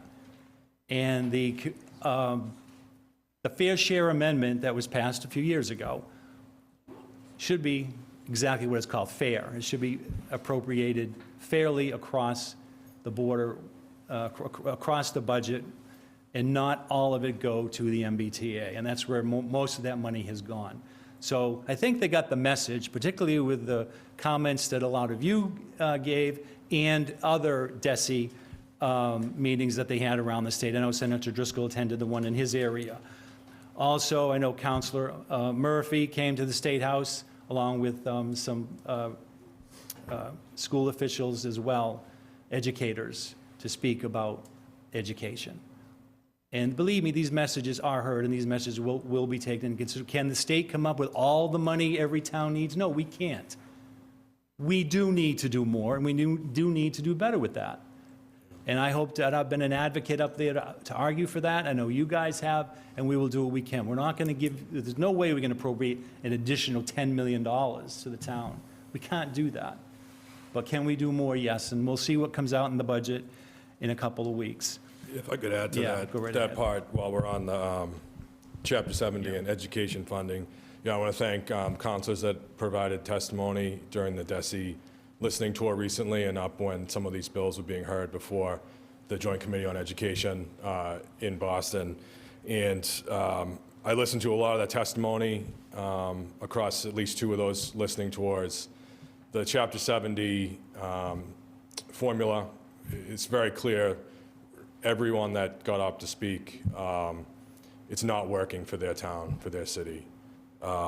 That was very, very clear. When I provided my own testimony to the panel, the commission that DESE had there, one of the things I shared actually some examples, some highlights from Bridgewater and the situation that the schools are in here in terms of the class size and canceling of curriculum and folks having to wonder if they're going to be able to get those AP classes and qualify for the colleges they want to apply to, which are terrible things to think about and decisions that individual families are wrestling with. But in addition to highlighting the needs and the issues locally, I challenged the commissioners on that panel that were listening to all the testimony to take a big swing. Part of what's going on with this listening tour and with that Chapter 70 commission is that in the state budget, the legislature charged DESE with this to make recommendations on how to update the next and iterate the next version of Chapter 70 going forward. So my hope is that because of the testimony that you provided, that others provided, there is essentially the justification in that document that they produce a few months from now that gives us what we need when we go to deliberate the state budget to make those increases and make the changes to the formulas for school transportation, for special education, for general Chapter 70 aid. And I can speak, I know the rep is in his first term. I served in the House of Reps before serving as state senator and was in the legislature when we passed the Student Opportunity Act back in 2018. And at that time and in the first few years of that, it was seen as a kind of a generational investment. We were really proud of it. I think it resulted in a lot more money to school districts.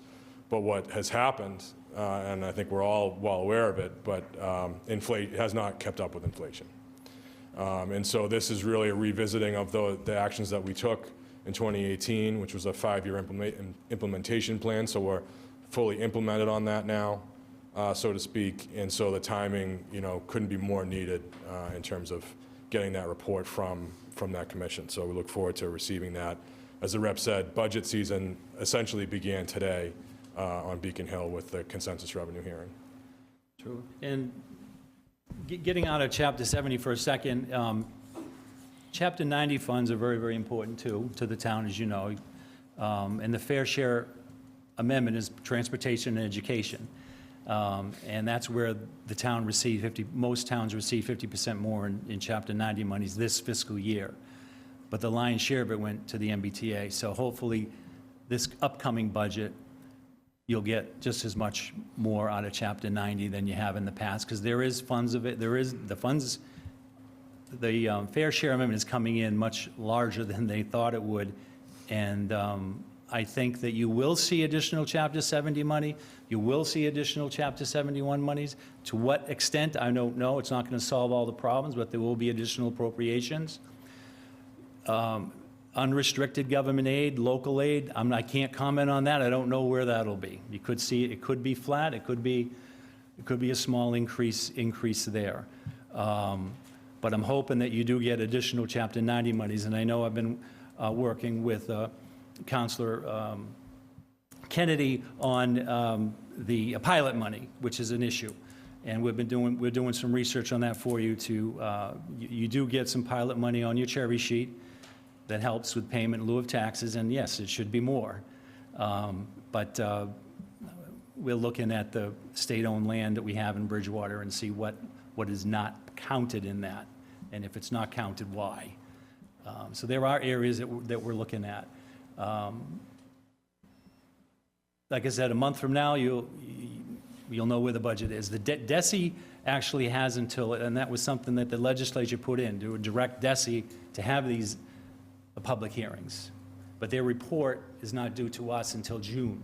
So I don't know, hopefully the message will be out there that we need additional assistance with Chapter 70 money, but I don't think their report will really be effective when the budget comes out next month. But hopefully the tone will be in there. And there's no question, I think that this administration is really big on education.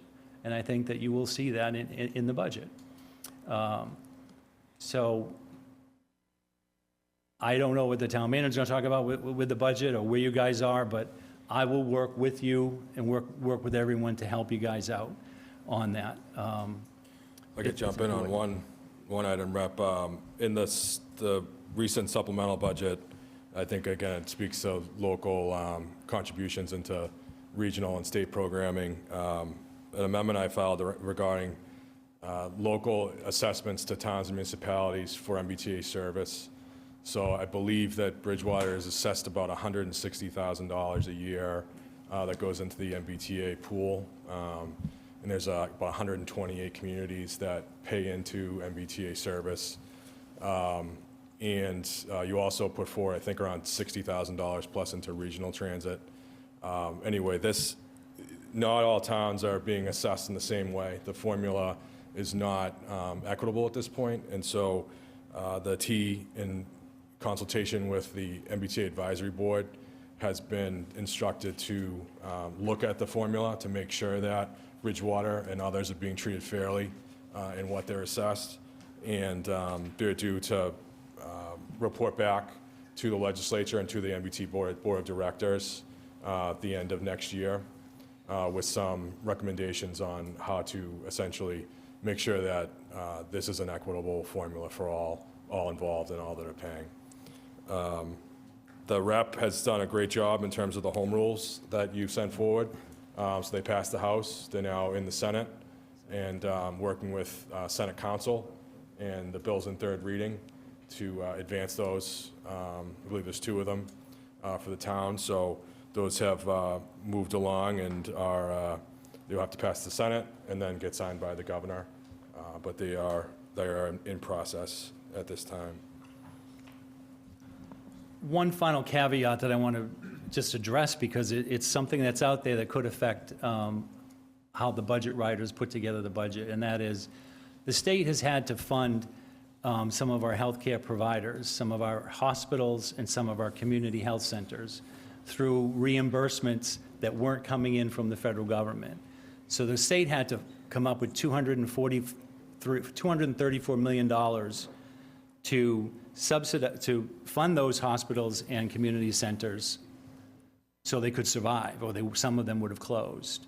Now, some of that money might have come in since we appropriated it, but we had to front that money.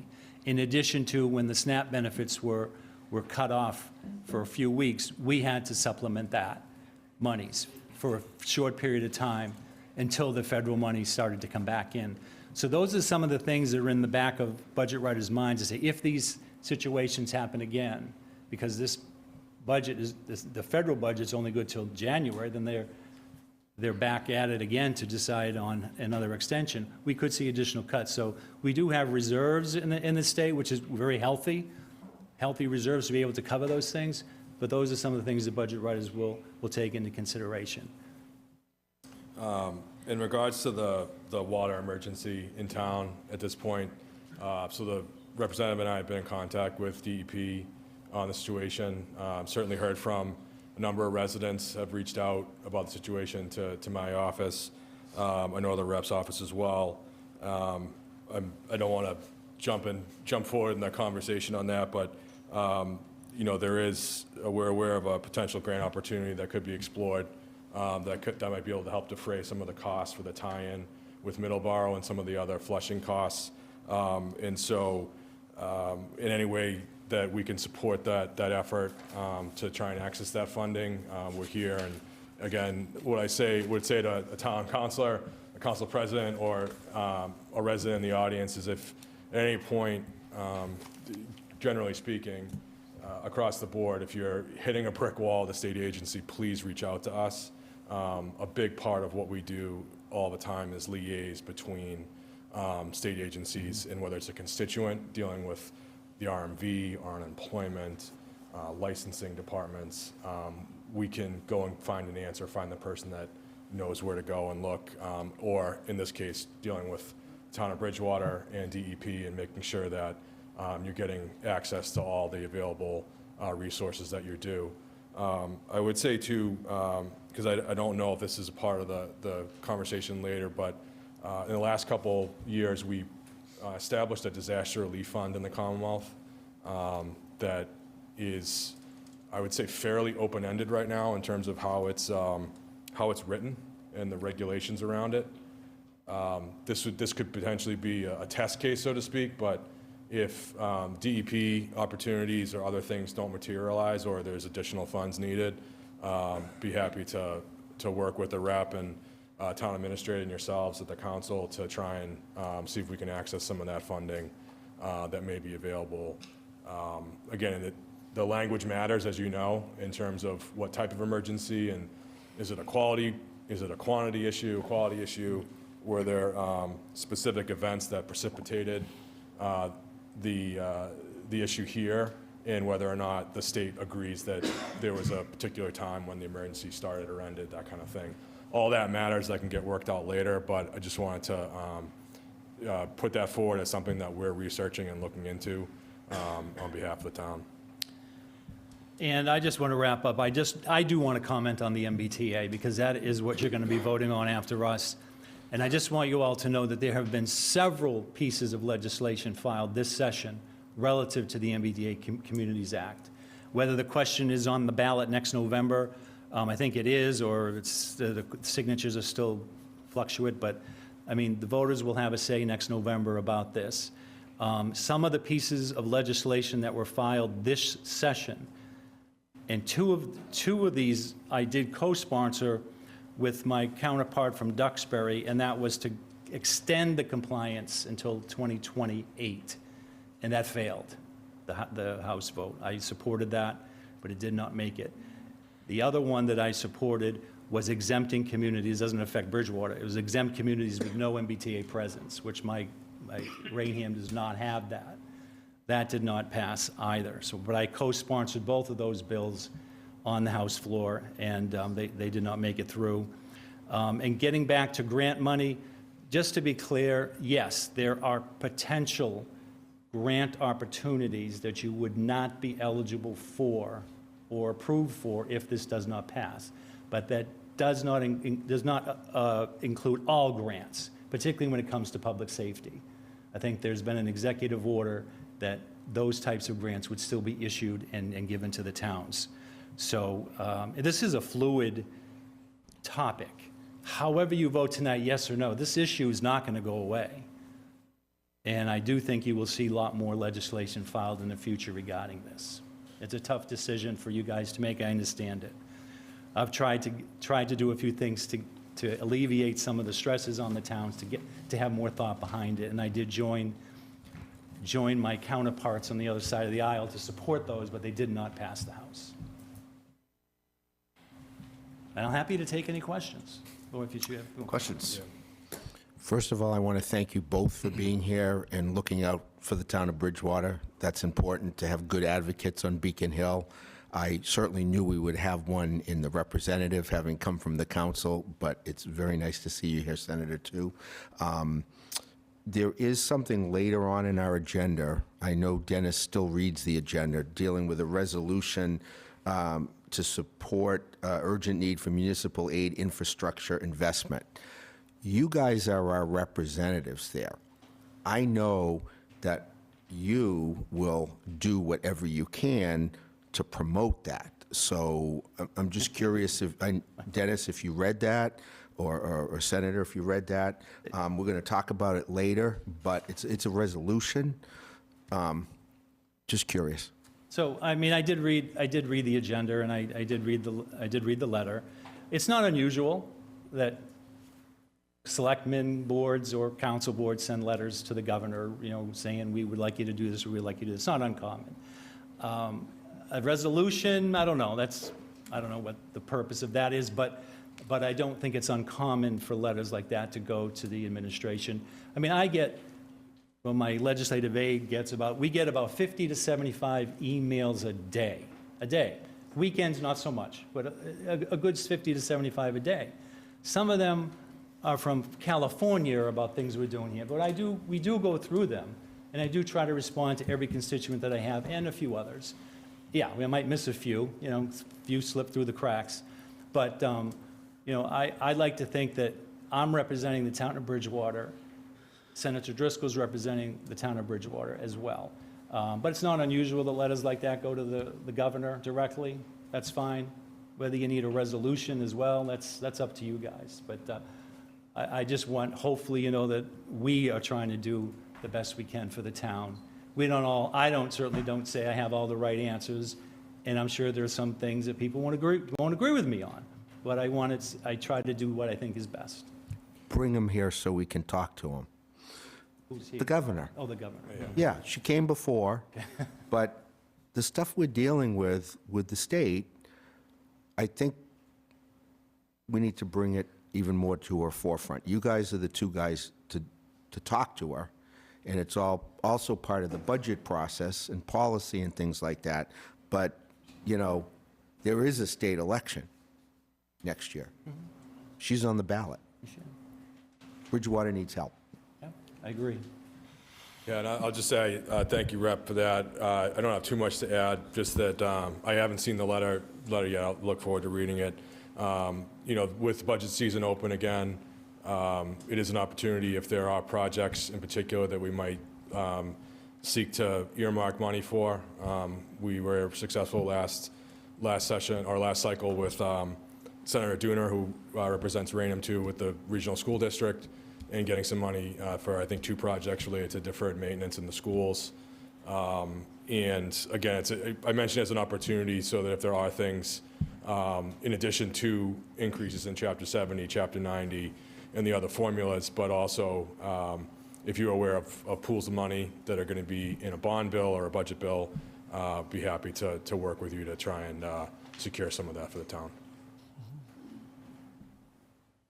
Thank you. Thank you guys for coming again. I greatly appreciate it. Just a couple questions going back to what you said before with the day one of the budget process. What is the state consensus on revenue for 2027? Does it look like it's staying level? Is there going to be some growth? That's part one of my question. Part two, where are we when it comes to federal money at this time? I know I'm sure we're way behind in some federal funding, but is it slowly coming in? Are we still going to be lacking a lot of federal funding going forward into 2027? What are your thoughts on those topics? Yeah, I could take some of that. I could say generally speaking, over the last couple of years, when we've done consensus revenue, so the number has not been set yet. What the rep was talking about earlier, this was the first hearing, so economists came in, various people, groups to brief the administration and the Ways and Means committees for the House and the Senate. They will now deliberate based upon the materials that were received at the hearing and their Q&A with the economists and the experts, and they will come up with a number that they'll budget to. So that number is not readily available yet. But I can say, generally speaking, the growth, so we are up year over year compared to where we were last year at this time. But month to month, we're growing at, I would say, 2 to 4%. In years past, we've been 7 and 8%. So things are flattening out. So there are some concerns around, we thought this past budget year would be really difficult coming out of the pandemic with the loss of the one-time federal monies, having happened a few years ago. It wasn't, again, we are fully acknowledging the challenges with educational funding, et cetera, which has been talked about a number of times tonight. It wasn't a difficult budget deliberation. I would say in most April. Right. So we were done. It was on time for the most part, signed into law. There wasn't a lot of vetoing back and forth. There weren't. There was, but that said, up until recently, I know that town manager is aware that certainly the rep and I were for the towns that we represent beyond Bridgewater. The governor's administration was actually holding earmarks from both the annual budget and the fair share supplemental money, in really an effort to mitigate if the bottom were to fall out on the second part of your question, the federal monies. Right. I think you've probably seen the same thing that I've seen in the press around the federal money. It's this push and pull. The AG goes and files a lawsuit to try and recoup or get the grant turned back on, so to speak. That continues to be kind of the cycle that we see. We do stand to lose, though, a lot of healthcare dollars around mass health, and that's taking effect very soon. It will mean that there are lots of individuals that go through redetermination of benefits on their health care. So they'll be essentially, if they're lucky and if folks continue to buy into healthcare versus just go it alone and not get coverage, they'll be paying, essentially more for less coverage. So it's, generally speaking too, I can say that the state budget is, depending on how you slice the pie, is somewhere between 40 and 60% is healthcare spending. Wow. A lot of that, partly why we do that is because like I would say, a normal cycle of years past, there are federal matching dollars that we access by spending into those accounts. And so it doubles or triples our money that we get back. Sure. So there is concern as Congress is continuing to move those goalposts as to what things look like later in the year, next year. But it is the rainy day fund, stabilization fund. Our annual budget this year is about $60 billion. And we have, less than 10 in the rainy day fund. So it's not nothing. It's a lot of money, but it is not going to cover. It's not going to make programs whole if we have to, if the federal bottom falls out. And just to clarify, just to put this in perspective, $60 billion is the state budget. $16 billion of that $60 billion is federal dollars we're anticipating for mostly Medicare, Medicaid. So anything that's cut on health care, that, you know, the governor has made it clear she's gonna try to cover that the best she can. But that would really hurt our reserves in the state. Just to put that into perspective, $16 billion of the $60 billion budget is federal money. Thank you. Other questions from councilors? One more. Did I hear accurately that there aren't any 9C cuts at this point? No. Yeah, that's correct. So we were kind of, fingers crossed, holding our breath for a long time. A lot of the earmarks in the budget, which is, again, depending on which, when you're looking at $200 million or more in the regular state annual budget, and then we had the fair share amendment money. Those were held up until about a month and a half ago, 2 months ago. Most of them were not released, and it was to mitigate in case the bottom fell out, maybe have to readjust. So there's not any, as far as we're aware, no plans for 9C cuts at this point. And I think that was indicated by release of the earmarks to the towns. And I don't think that they would have been released if they were uncomfortable with the revenues coming in. And I'm absolutely grateful to Senator Driscoll for assisting me in putting some money in the earmark for the Town River Landing project. And then I was able to get a little bit of money for Rainham for a canoe launch over there. So, those are nice little things to do, but, yeah, I'd rather see that money spent elsewhere if we were going to have to make cuts. But 9C cuts right now are not on the table. Thank you both for being here. I appreciate it. I got a lot of questions I could ask you, but I'll try to keep it short. Representative Gallagher, I appreciate you looking into that pilot money. Senator Driscoll, if you could also take a look at the letter that we have in there. Basically what it's focusing on, and it may not be a lot, but going back at least 5 years, the state auditor recognized that the pilot program for the state is underfunded, and it's continuing to be underfunded. We have a commission that's been put together. I'm not sure if it's active yet through executive order by Governor Healy. We'd like to have some kind of influence on the way that runs instead of just looking at hard numbers. And part of the reason for that is we have a state college, a university now. Many other towns do as well. And from what I could gather based on that, they're not included. It was a carve out for UMass system only. So we're not affected by that. What my concern would be is suddenly they're put in there, but the cap isn't raised. So then there's actually less money to be spread around. That's one. We also, I appreciate you putting the bill again for the prisons.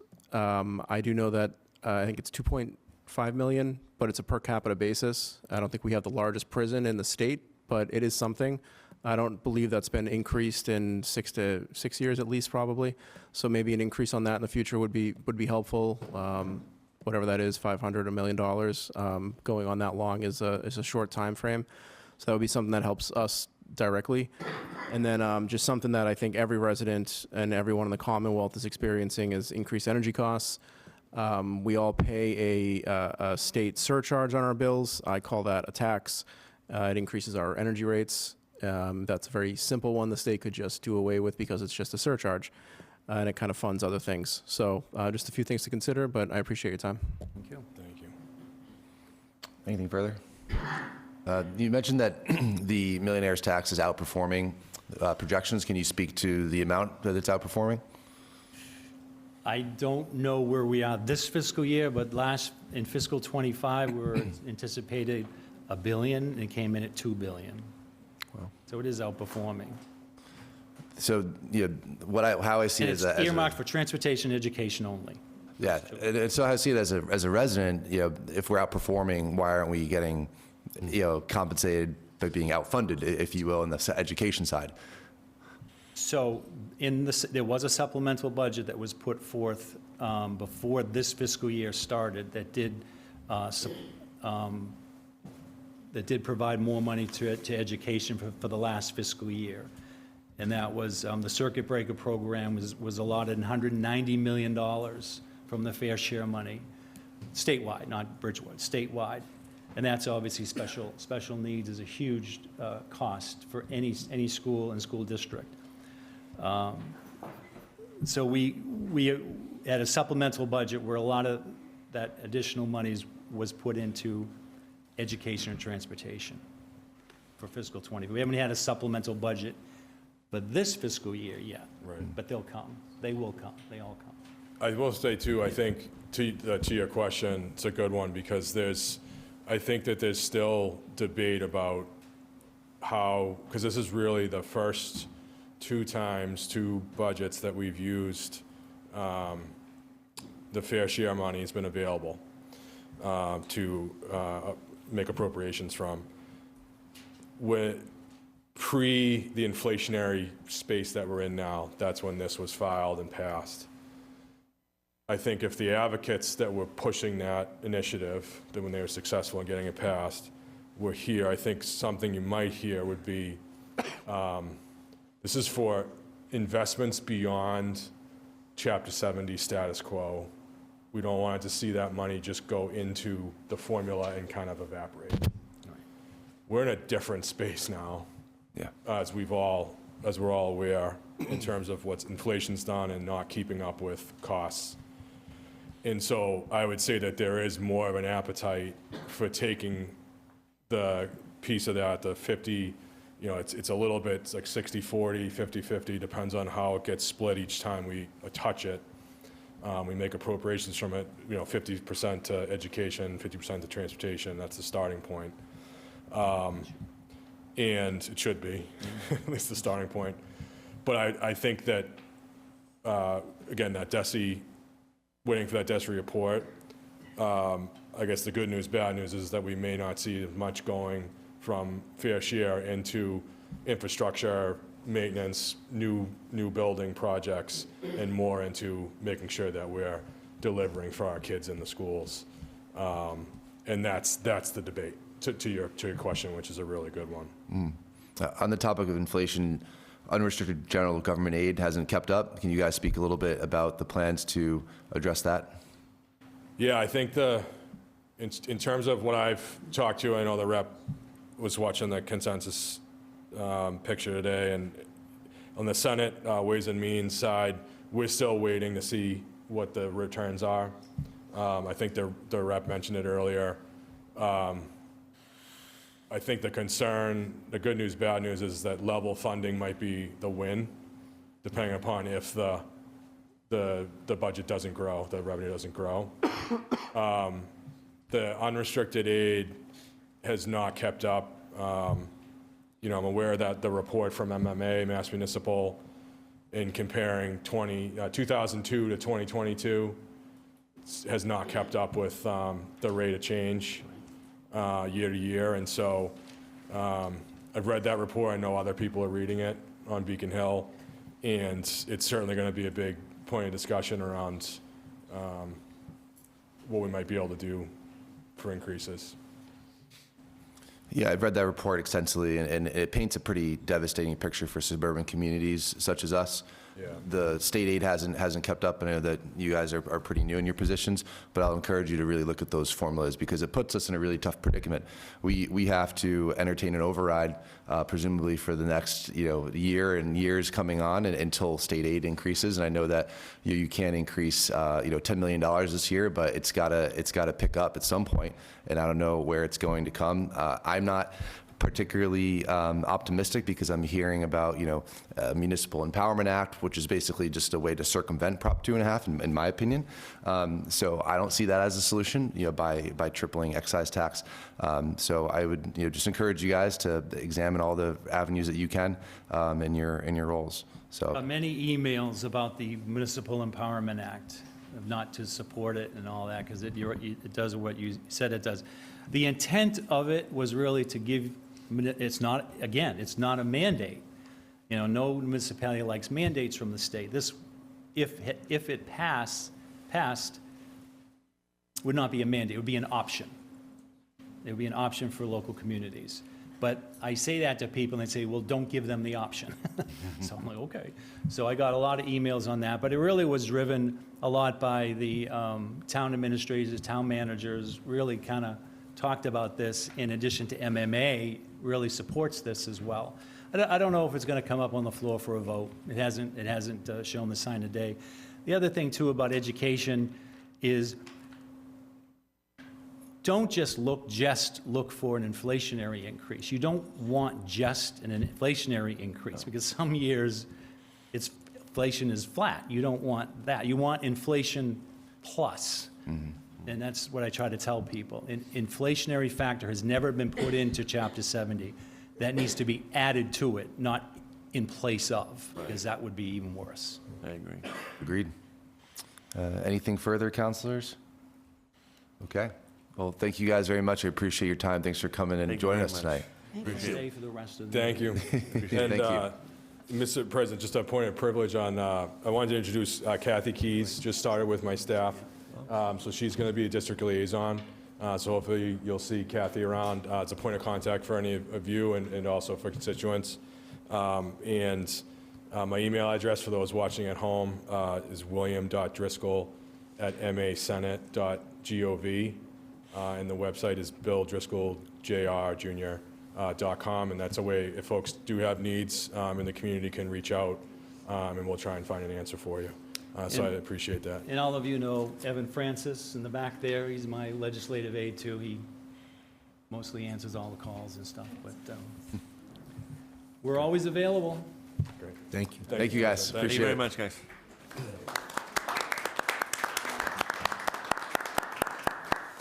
All right, councilors. So I'll also entertain a motion now to take item L out of order, legislation for action. So moved. We have a motion, and do I have a second? Second. We have a second. And we'll do a roll call vote. Sure. Ms. Striggles is still with us? I hope so. Mr. Kennedy? Yes. Ms. Ellenberg? No. Ms. Striggles? Yes. Ms. McGrath? Yes. Mr. Loretti? Yes. Dr. Perry? Yes. Mr. Murphy? Yes. Ms. Hunt? Yes. And Mr. Lindy? Yes. 8 in favor, 1 opposed. Okay, so now we are on to the legislation for action, which is letter A, zoning ordinance amendment DFY 26-001, MBTA final compliance ordinance for the town of Bridgewater. This was advertised in the December 5th, 2025 Enterprise. Again, we did that discussion earlier because this is not a public hearing. The public hearing was held on the December 3rd joint meeting with CED and Planning Board. So we will be moving forward with that this evening. And at this point, we've already had plenty of discussion. So I would entertain a motion at this time. So moved. Second. Is that for approval? Just for approval, yes. For approval, when do we have a second? So we did a lot of deliberation earlier, but any councilor comments in addition to what was said earlier tonight? Okay, so we will go ahead and go for a roll call vote. Mr. Kennedy? Yes. Ms. Ellenberg? No. Ms. Striggles? Yes. Ms. McGrath? Yes. Mr. Loretti? No. Dr. Perry? Yes. Mr. Murphy? Yes. Ms. Hunt? Yes. And Mr. Lindy? Yes. That's 7 in favor, 2 opposed. Motion passes. Motion carries. All right, so we will now move on, or rather move back, excuse me, to hearings. So we have petition P 2026-004, petition for National Grid for joint or identical pole locations. This is for Winter Street. This is a continued public hearing. I'm continuing that public hearing at this time. It is 9:05 p.m. So at this point, I'll ask our representative from National Grid if he has any updates.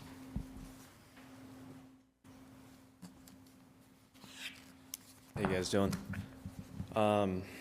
My understanding is that there's been meetings with the town and any concerned residents, so it's just the same proposal of the poles being repositioned for the road widening project for the town. Thank you. So I'll ask our town manager if we have any updates. I know that we've continued this numerous times. I have a zoo DPW director who has the plans. Unfortunately, because we're doing Zoom, we can't put them up, but we do have actual plans I know this communication is had with the resident, but I know for counselors, if you want to see actual plans, we do have the actual plans for you. Unfortunately, we can't put them up on the screen right now. But we can identify what was the right-of-way, et cetera, and what we're trying to do. So Zoo can do that for the council.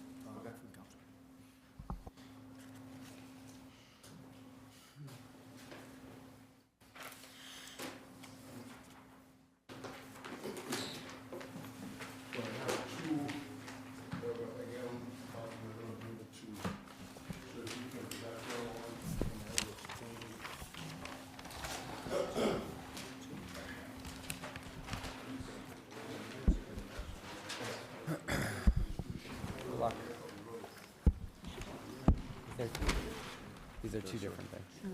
So those two sheets constitute the road layout for the length of the road. So basically, what you're looking at, again, it's unfortunate we can't share it on screen, but what you're looking at is the road layout. So Winter Street was an existing roadway, okay? Winter Street was an existing roadway. When the town government, as it was then constituted, with the Plymouth County, laid out the roadway. And that roadway is monumented, meaning that they have bounds that establish the right-of-way. So the line that you're looking at,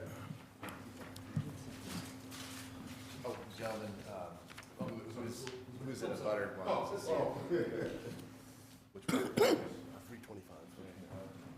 so what you're looking at, this solid black line define the right-of-way. Okay, that is established right-of-way. What's happened was when the selectmen, as it was, the select board, as it was then constituted with the Plymouth County, laid out the road. That road at the time would have been moved so that it falls inside the layout, okay? But that was never done. So where the road exists right now, you can see we've colored it in green what the existing road is, the actual traveled width of the road, the paved width, okay? That is the way it exists right now. Again, that road has always existed, but when they did the layout, they really should have moved the road so that it's inside the layout, and they never did. So what we're proposing, if you look at the red line, that is now is the paved width that we're proposing so that the roadway can actually be in the right-of-way. I don't think that it makes sense for us. There's a lot of drainage issues on Winter Street. It's been a road that has been in disrepair, and when Flag Street, when we're having too many issues with Flag Street with sinkholes, we had to petition Mass DOT, the Highway Division, so they allowed us to do a truck exclusion off of Flag Street. And some of that traffic we routed because we have to provide an alternate route. We put that through coming down Conant, from Summer to Conant to Winter, and then it continued on 28. Since we took care of the problem on Flag Street, it's time to now do Winter Street so that Winter Street we can take care of the drainage issues and then actually make it a little bit much better travel roadway. It's in disrepair. As you all know, you can see the right-of-way. If we were to pave the road, oh, very good. Well, look at that. Okay. So if you notice, if you are to repair the road, it does not make any sense when you have an actual right-of-way. It does not make any sense to put the road back where it is in the actual pavement that should have been moved years and years ago, but it was never done. And so that's what we're proposing, to take care of the drainage issues. What happens is, if you look at South Street or Bedford Street, the actual improved width of the road is not your right-of-way. Your right-of-way usually extends beyond the actual traveled lane. Usually for sidewalk improvements, especially now that the state is also talking about what they call complete streets, where you could have a bike path. That's part of the reasons why you have a right-of-way. So the black line, again, what you're looking at is the actual right-of-way established by the town government, by the select board and the Plymouth County. It's all well monumented. What happens a lot of time, if you look at the green line that we showed you, between the green line, that is the actual existing pavement, you'll Yeah, on our find... map it's blue, but I think I know what you're saying, yeah. Blue, okay. So it's actually inside, some of it is outside that right-of-way. So sometimes some people will, from perception standpoint, look like they're getting more land, but you're not getting really more land because the road is not where it's supposed to be. So if you are going to go and pave the road, repave the road, redo drainage, we actually will be doing some work on private property, and you really shouldn't be doing that. Sure. So that's the opportunity that we have to properly do the road where it belongs, and so that it's a better traveled roadway, and that we can take care of the drainage problems. And so with that, the utility some of the utility poles that we have identified have to be moved, and it will still be in the right-of-way. Question? So just roughly how many feet is those poles being moved? Do we know specifically? No, it's four poles that we have identified. Yeah, but how far are they being moved? It depends on each pole's location, Right. where they currently sit and where the right-of-way is and where the new road is going to be. So, I have an answer to that a little bit? Yeah, Is that we're going to possible? kind of go a little there. We'll be a little informal here because, we've gone back and forth a lot, but yeah, please, go ahead. So my pole is not on this. It's 27 feet in. So That's not moving. it's not moving. So my understanding is that they're taking 25 feet. That would be what that would mean to me. Is that the road is moving 25 feet unless they're moving my pole, which I'm not even on the agenda. It's the two houses on either side of me. So that's what I've never understood through this whole process, is why wasn't my pole on the agenda to begin with if the road wasn't coming in 25 feet? Is that basically based on your black lines where the right-of-way is? Is that coming in 25 feet into his property? There's no right-of-way. I was told there's no right-of-way. If I can move over a little bit, perhaps you might not hear me well. But what is your average so that I can... 325. No, I don't think so. Right there. Yeah. So here's number 325. Yeah. Okay? And here's the actual right-of-way. Correct. Okay? So this red line is what we're proposing. So in essence, the roadway is being corrected in that area. So the road is actually moving a little bit further away from this house. But I also want to make sure that it's very understood that this right here is still going to be the right of way. This is still going to be the right of way. Will there be new sidewalks built around that, is it? Sure. That roadway? No, because of the drainage issues that we have. The more you pave, the more runoff that you create. And we don't have adequate, I will give a shout out and credit to Mr. Pat Driscoll, who has been working with us and providing us a drainage easement for conveying, for taking the water from Winter Street out. So if I can speak loudly.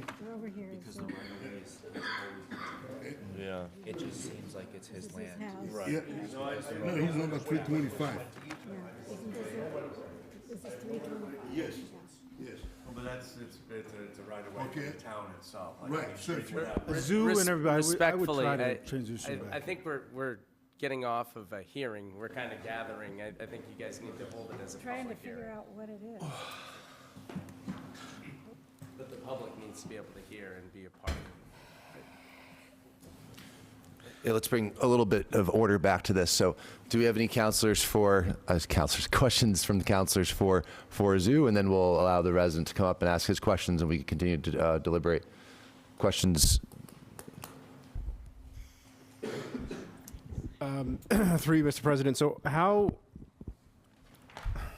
many feet in from the road are you moving in on this? At least on 325, from having walked that area, if I lived at 331, I'd also be concerned. So how many feet in from the road are we moving? The current road in towards those properties? Okay, so it's very hard for me to point it out. If I may approach Mr. President? Sure. Just so I can provide a blood. So if you look at over here, number 325, okay? What is happening is here is the road. Actually exists. This is the right of way from this black line and this black line. So that road needs to be moved into the right of way. So in essence, it looks like he is losing land because he's thinking that all this is part of his property. But that's always part of the right of way. And it's all monumented, all the bounds are there. Sure. So So I cannot go and repave that road outside the right of way.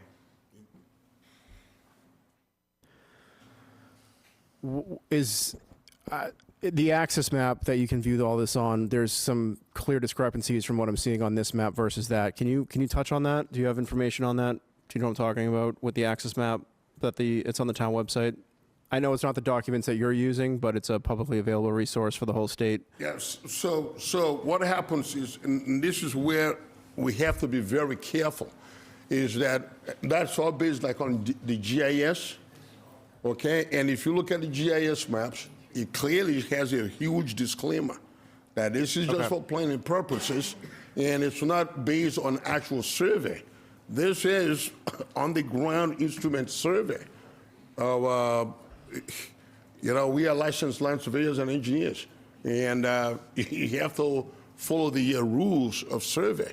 The monuments are there that are set by the county. I think we're running into a situation where, the owner of this property wasn't aware of how much of his land was a right-of-way, but any property that borders a street, there's a certain right-of-way for sidewalks or potential build-out, and again, it looks like it's an unfortunate situation, but to shift things on over, it's going to go into his property to some degree. But the right-of-way has been there, according to our engineer. So I think we're in a tough situation as far as, some land is going to be lost as this road is being moved. Well, it appears to be lost. Yeah. But again, it's into a right-of-way I don't think he was aware of, but, they do exist, and I'm sorry he wasn't aware of the right-of-way, and that's the unfortunate part. I have one question. So how much is the right of way? Is there a limit of how much we can use from a? Yeah, so the right of way is 40 feet. So you can go up to So 40 feet? 40, well, we're not paving 40 feet. We're improving about 24 feet of that. Okay. Thank you. I think someone already asked this, but how much further in is that road moving towards the home? I think about 24 feet. So in reality, as part of that number 225, it'll actually be moving the pavement about 12, 14 feet. Towards him? Towards him, yes? Correct. Yeah, correct. And how does that affect his driveway and front yard? The driveway will be realigned into the new pavement. Who's going to be responsible for that We will. cost? Okay. Yeah, that's all part of the work that we're going to do. But there's no sidewalks, it's just going to be road edge. Okay. How much room is between the proposed edge of the road and the right-of-way? Is that your standard, 4 to Yeah, 6 feet? still give me 10 feet. So it gives you 10 feet? Correct. Is there an appetite for having less than 10 feet?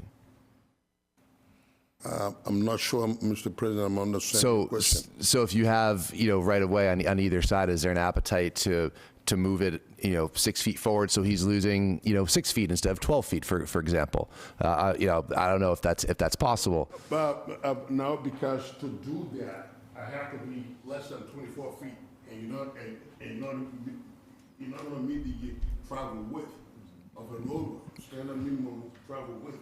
Because you won't have enough right-of-way on the other side. Correct. One thing to just, I know I'm not trying to push any buttons or anything too, but it is a perceived loss. Correct. If that makes sense. Yeah, no, that totally makes sense. I know it's unfortunate and it's inconvenient, especially when you're used to having X amount, but like he said, it is surveyed off of what was granted to you guys originally, and it's all being worked within regulation. So it's,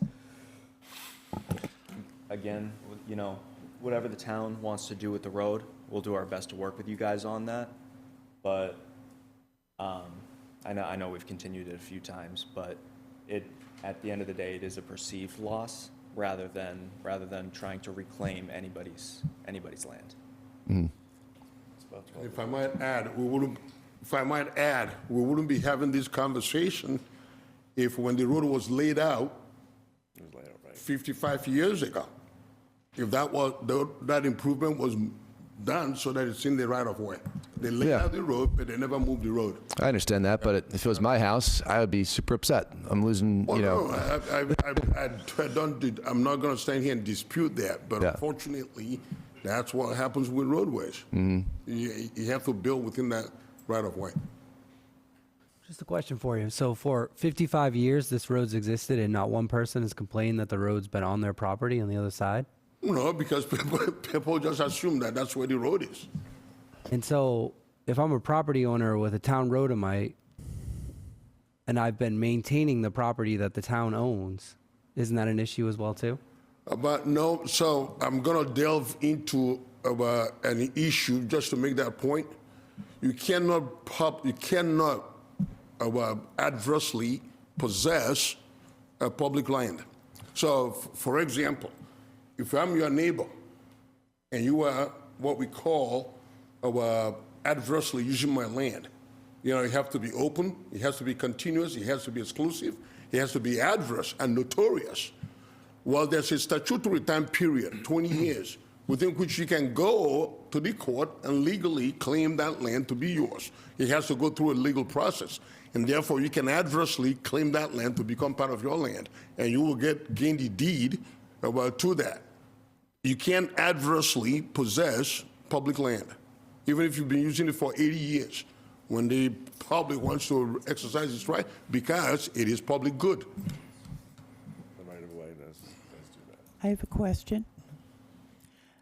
I wanted to know if it would be possible to move it so that it would be on the property line between 325 and the next one, and then 331, which also would have concern. Can you move to the property lines of the parcels, or would that not work? Well, the property lines, then now you're actually going even further into the other. I meant the side property lines, in terms of where the side property lines. In other words, that's there and there. No, this right here is the bound. That's actual monument of the road layout. That's not a pole. That right here, so anytime you change direction Just not a few on more layout, questions. you have to put a monument. I just have Okay. a couple more questions.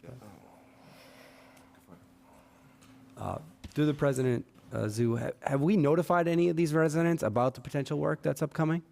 Well, we will do that once we put it out to bid. We have to know how much it's going to cost us, and then we normally will put out our notice When we did Flag Street, we put out notice. When we did South Street, we put out notice. To the residents that live Yeah, on the that's street. correct. Every resident gets a notice.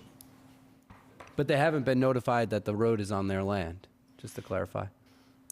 Right, like we haven't, No, because, We wouldn't do that, first of all, for a whole variety of reasons, because we're not going to look at private property owners' properties and make determinations on where we anticipate the road is. They can certainly look at any public records relative to that, but it's not the government's job to tell them that these are your property lines.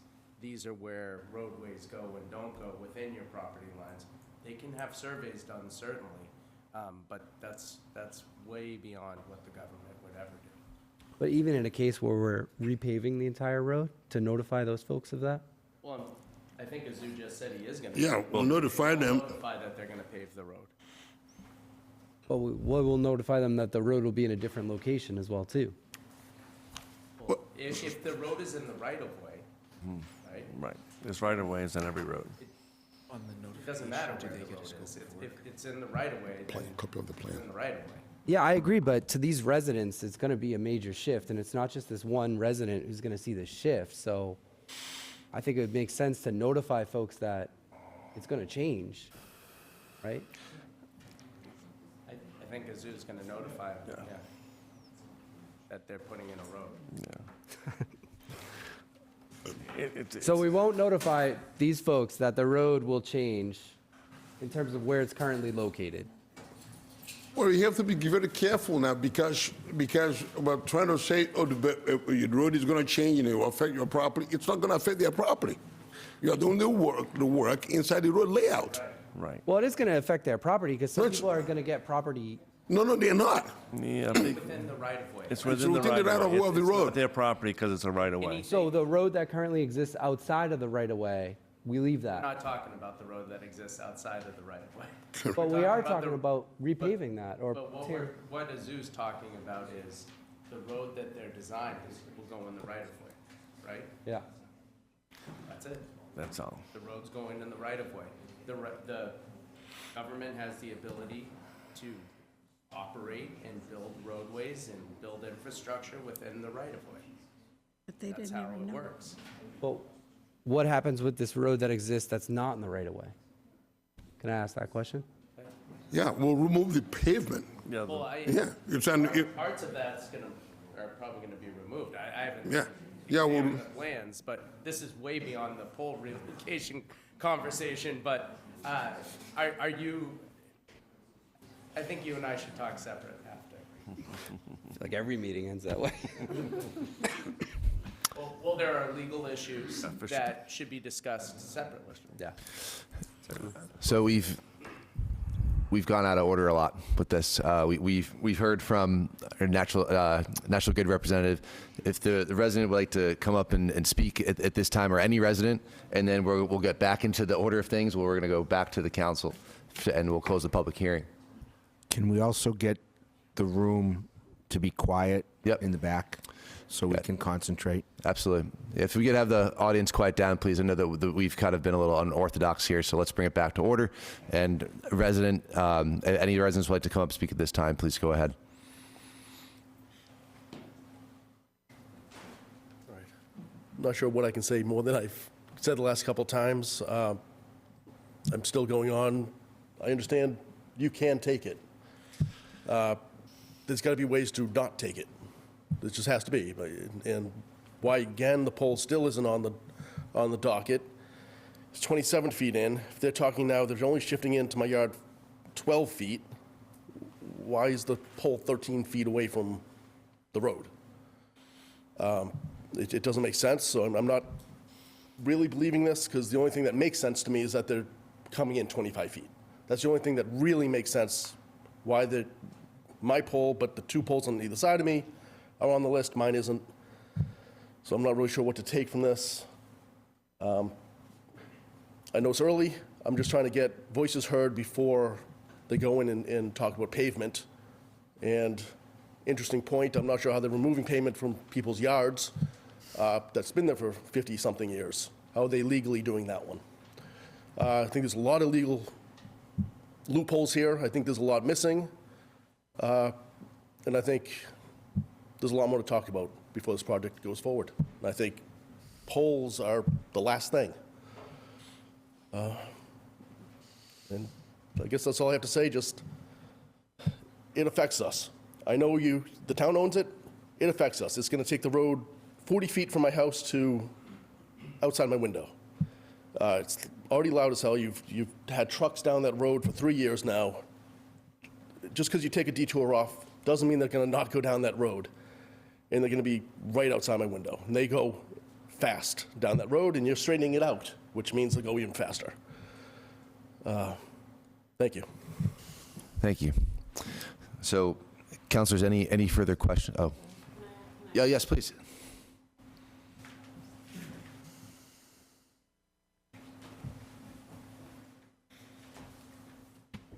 Hi, everyone. My name is Mary Baker. This is my first town meeting. I want to ask a question about the sidewalks being removed. We touched on that. But you just made a good point that the trucks might move faster if they go down a straighter road, and that is a nice road that I live nearby and enjoy walking down, so I'm just curious why the sidewalks are being removed from it. Can we touch on that? Do we have any comment on that? Thank you. We need her address for the record. Oh, your address for the record, please. 335 Grange Park. Thank you. Thank you. 335 Grange Park.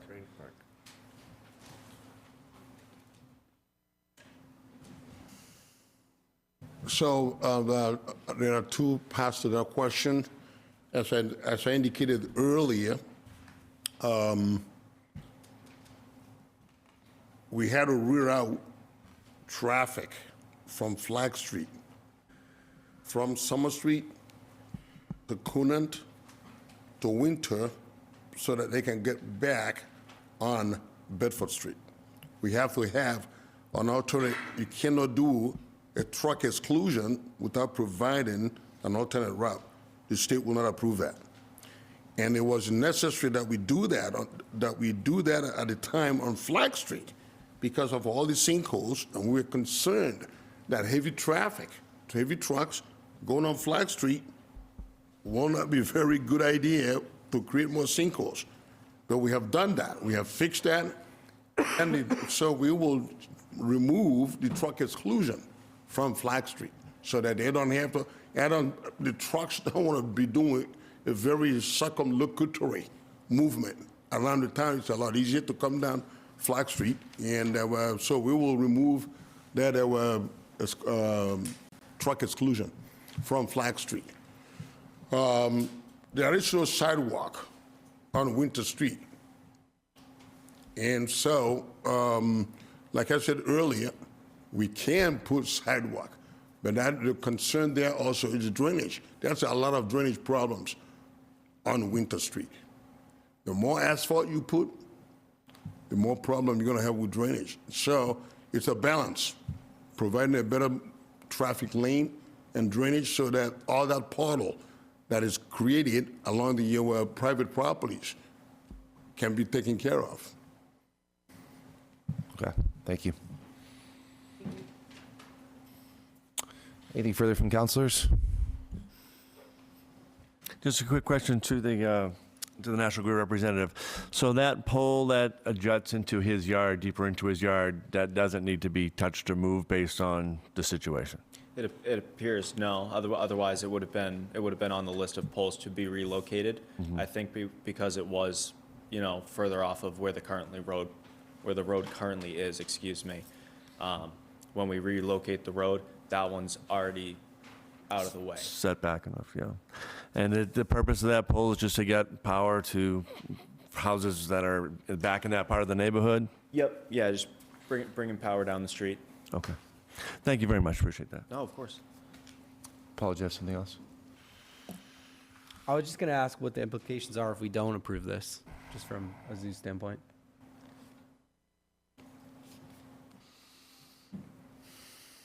Well, I would hope that you approve it because people have been complaining. There are several residents, and they are not here, that have been screaming about when are you going to fix Winter Street? We see all that street, It's one of those things, and one man's meat is another person's poison. But at the end of the day, we're improving the road. If we say don't do it, we wouldn't. There's several roads in town. We have very limited budget. Winter Street has been on the radar for a very long time. So if you don't approve it, we can use that money on another road. We have several roads that we can fix.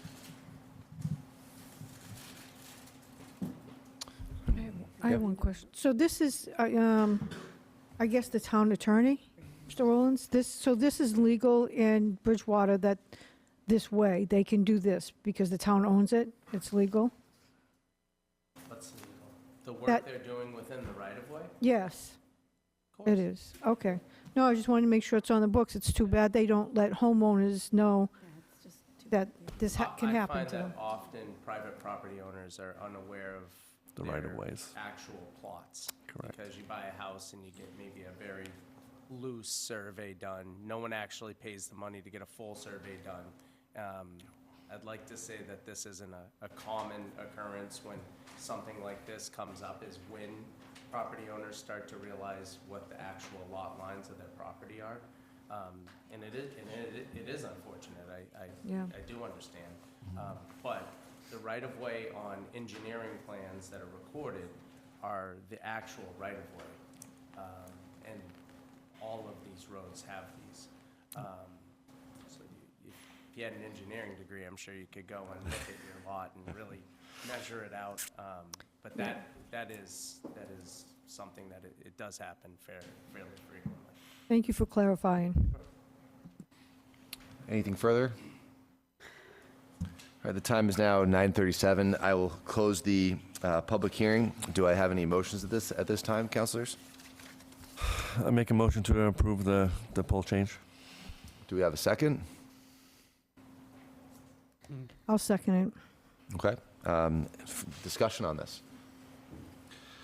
I think we already discussed. Yeah. Okay, let's go ahead and go to a roll. Okay. All right, then. And all those in favor? Aye. Aye. Any opposed? No. One no. Okay. Well, I just hope that we do our best to make sure the road is paved in such a way that we affect the residents in the least amount possible. I know that there's a lot to come from here, but this is the first step. So, I'd like to say that too, an apology to the people that it's imposing on, and sorry that you didn't know it long before this. Sorry about that. all right. So we'll now move into license transactions. Is there any way for a recess, brief recess? Sure. Do you want to make a motion for a recess? We Yes. just roll these things up. Yes, at I'm least. going to Right, give them that. make a motion to recess for, briefly. For 10 minutes? 5 is fine. 5 minutes? All right. is So 5-minute recess. We have a motion. Do we have a second? Second. Second. All those in favor? Aye. Aye. Any opposed? All right, motion carries. All right, so the time is now 9:47. We'll call this meeting back to order. Should I wait till we get to 10 o'clock to make the motion? Do we have to wait till 10? Yes. Yeah, okay. So, Whatever we're on, you can finish. Yeah. And then after that, you just make the motion. okay. So we'll now move on to license transactions. We are on petition P 2026-013, request for DBA change for Casa Agave Inc., 14 Summer Street. So this type of change, this is just a DBA change. It's just a name change. Anything further from our town manager on that? No, nothing. I know one of the comments was, they haven't done other, what they determined were other town items, but this is a DBA. This is largely at the state level. There's no fees or anything associated. For town purposes, all set and ready to move forward. Okay. All right, so do I have a motion for approval and any discussion? Motion to approve. Motion for Second. approval and a second. Any discussion on this one? All those in favor? Aye. Any opposed? Motion carries. Next, we have petition P 2026-014, granting of the transfer of the Class 2 used auto dealer's license. This is for Reliable Enterprises LLC at 567 Main Street. This was advertised in the December 2nd Enterprise, and abutter letters were mailed on December 2nd. At this time, I'll open a public hearing at 9:49 PM, and I'll ask the petitioner if he'd like to make any comments, if he's present. I don't see him here. Okay. Anybody from the audience like to speak in favor? Looks like Mike has. Anybody in the audience like to speak in opposition? Mike Flaherty, Forest Street. I'm the butter of 48 acres that surround half of the property. About 3 years ago, when this Tommy Snell from West Bridgewater owned the property, he leased it out to a auto body place. And the first thing they did was push about 10 loads of gravel 20 feet on my land to extend the parking lot without me knowing. So I told Tommy about it. Tommy came in the next day and took all the gravel out, told the people, who none of them could speak English, not to do this again. And they were kind of haphazard about the whole situation, seeing that there was all this land there, and they should be able to use it the way they wanted to use it. So I think I'd like to know who is the name of this company, because I hope they're disposing of chemicals the right way. And first of all, I want to find out who the person is that owns it. I know Tommy sold it because he was having so many headaches with the people that were running the paint booth and all that. So I'd like to know who the person is, not just the DBA. Also, I'd like to see someone ask them from the town what they're doing with all their wastes. That's all. Mr. Flaherty, it seems that the license is being transferred to Fritz Quality Auto Body. I don't know if that helps. No, correct that. Fritz is who's there right now. Oh, I'm sorry. Fritz is being, okay. Fritz is using it right now. Okay, sorry about that. They're trying to transfer it away from them to the Reliable Enterprises LLC. Who's the owner of Fritz? No, it says the petitioner is Baudelaire Dorval, who's the current owner of 567 Main Street. What's the name of it? Baudelaire Dorval. It's, I don't know if you can see it on the bottom of the page 25 of Is that a person's name? Baudelaire is his first name, looks like. What? Baudelaire is his first name. Baudelaire. And last name Dorval. That's the current owner of 567 Main Street. Because I know Tommy sold the property because he was so fed up with it. Yeah, I think this person must have bought it from that individual, it looks like. And I think he's taking the property over from Fritz Auto Body. I don't think they're going to keep them there, and whatever his business is, that's what he's probably trying to go to do. Would it be all right for me to take a copy of this to him to see it? Thank you.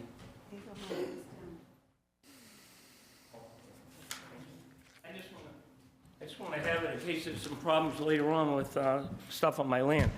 Sure. I asked one day, I went over and I asked them, do you have any copies of the receipts you got for getting rid of your paint thinner and all this stuff? And no one could speak English. And I think jobs are done differently in foreign countries. And the thought of disposing of stuff legally isn't so popular with some of these people. Thank you. Any questions from councilors? I do have a question. Sure.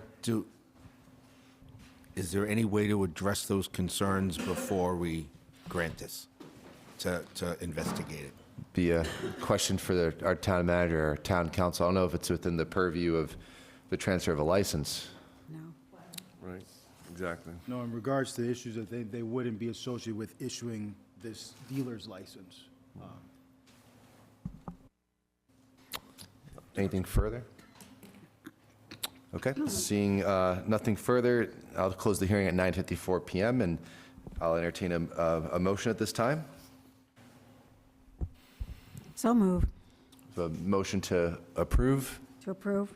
Second. and a second. Any further discussion? All those in favor? Aye. Aye. Any opposed? Okay, motion carries. We do not have any presentations. We'll now move on to town manager's report. Bob's going to give the fire station update. The last time I'll be giving you the fire station update. We received the certificate of occupancy today. So you'll see in the monthly report, there's no 3-week look ahead because there's no 3 weeks. So this week, the chief and some other administrative staff are moving into the building.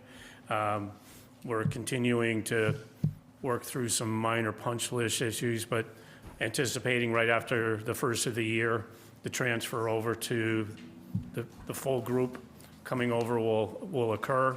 One of the last things that we're waiting on is the installation of the emergency signal as you leave the station. That's in transit now. It was fabricated.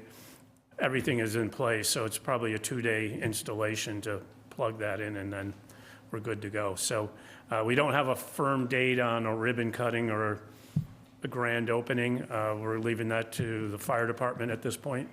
My work is almost done, but it's been a good project. I mean, again, we had a good team that worked very collaboratively. As I've said before, we were able to bring this in and maintain a very healthy contingency balance, which is unusual on projects like this. I think when you see it, it's pretty spectacular, and I think exactly what the fire department needs to continue to grow and move forward. So happy to answer any questions, but keep it short and sweet. Any questions? Not a question, just a comment through you to Mr. Rulli. I'd like to thank you for your work on the project, for stewarding it through, for the different town managers and financial people, and for our fire chief. It's something that Bridgewater will be proud of for many years, and it's built for the future. I will get my hair back, maybe. I'd like to say, too, Carlton and I were honored with a tour of the fire station last weekend by the chief, who clearly was radiant about what it is, and we were too. It's totally amazing. So I suggest everybody, when you can, get down and take a look at it, because it's something quite amazing for our town. Anything else? I was just going to ask if we could hear from Chief on the building itself. Sure. If that's okay. Is he here?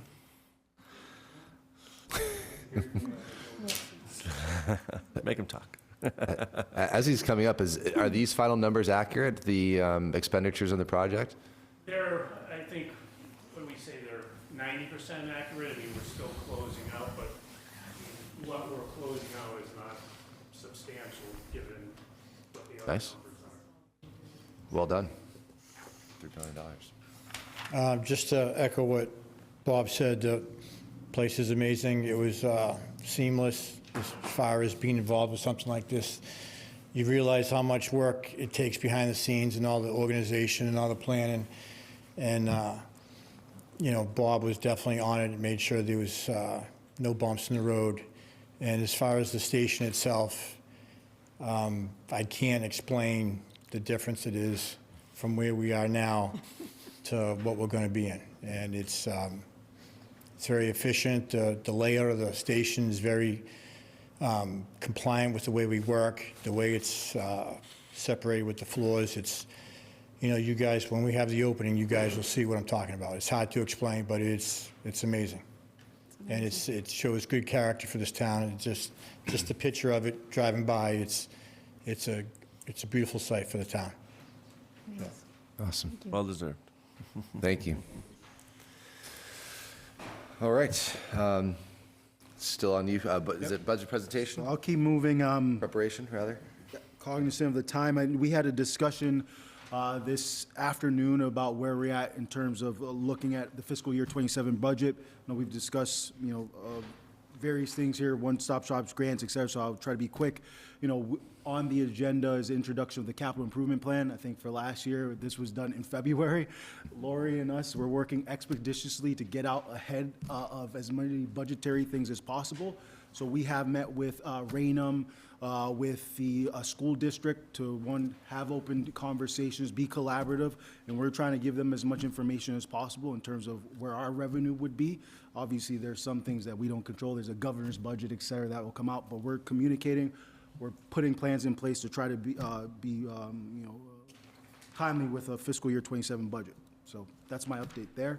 I do want to, and I think it sort of covers the budget. You know, there's been questions about the one-stop shop, MBTA grants, et cetera. You know, we have talked about the grants that we've received. We've talked about exactly, you know, what is available. In the MMA, Mass Municipal Association, the Beacon for December, and we can share this further. It highlights those one-stop shop grants, $179 million for economic development. They highlight, for example, Monson, a community, got $5.5 million for infrastructure projects. That's the information there. Anyone can get that information. It's on the Executive Office of Economic Development's website. It outlines projects and communities have received that. I encourage people, we've said this information already, but you know, here it is from the Commonwealth, so you can get that information yourself. So that's my update for fiscal year 27 budget. Transition to the website update and communications. We have talked about this a couple of times, but I want residents to know that we've had many listening sessions. Even before I became town manager, I had a listening session. I love that process. I've had town manager open office hours, and we listen to public comment. One of the comments at a previous meeting was about our website and why are we posting more information on the website? It needs to be a little bit easier, et cetera. We've talked about that. We are transitioning from our current website. Before I became town manager, we transitioned to a new contract to realize some savings for the town. That contract ends at the end of December. Our team is working, and the IT team is working with our departments to try to make sure this site, the new site we're transitioning to, is the best version as possible as we launch it. So we're investing our time and attention to that website. Understand that we hope, you know, moving forward, we're going to put more information on the website. We're hopefully it's going to be more transparent and easier. But I want people to realize that we've talked about it. We're focusing on the new website. Some of the information that we're talking about here, I've talked with departments. We'll put it on our website. But it's the new website that we're focusing on, and that will be launching in January. Our contract ends December 31st. I think that's important to say that. Are there areas for improvement for communication? Absolutely.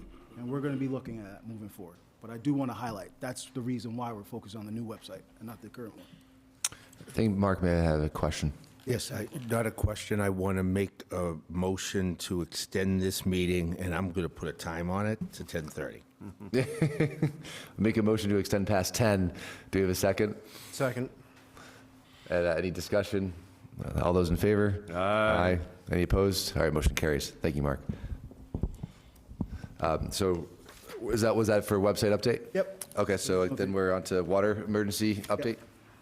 So in the agenda that we provided, I included a memo for myself to the council to talk about, you know, some of the work and things that we've done, highlighting that this work has been going on for some time. I want to take advantage of the opportunity just to quickly understand the time that we have. Talk about giving a summary of what we've done and what we are doing. You know, I want to be very clear that the town has done work regarding this water infrastructure. It's paid millions of dollars in water infrastructure projects.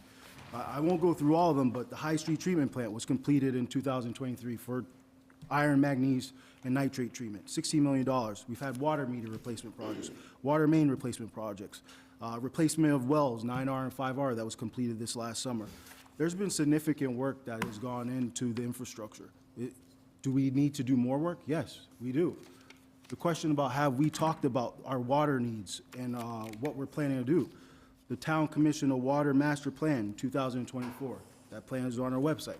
That highlights specific projects that we've utilized as a part of our capital improvement plan that we're working towards. I want people to, and this is a large document, I will acknowledge that it's 60-plus pages, but it outlines a lot of the work that the town has done and the work that we will do. This is the master plan. This is what we're operating off of. So that work was done in 2024 to commission that master plan. The council passed an ordinance in 2022 that implemented a water system development charge. And the reason for that was to ensure that new customers or those with expanding needs had to pay additional revenue to fund improvements to the town's water system. That was done in 2022. We commissioned a water rate study, and this council is aware of it. In August of 2025, we implemented new water rates that now made sure that water and wastewater users, especially high-tier water users, pay more for their water usage than what was being done before. We've established an internal water strategies group that includes our engineering firm, our town staff, that includes CED, DPW, town manager staff, where we focus on improving water quality and supply to meet demand. And we meet on a bi-weekly basis regarding that. We also added another additional internal group with CED, DPW, building, police, fire, where we work now on a monthly basis to talk about projects coming before the town, making sure we're all on the same page, we're communicating, and we understand what's coming to the town. That's what we've done. I want to highlight a little bit what we are doing.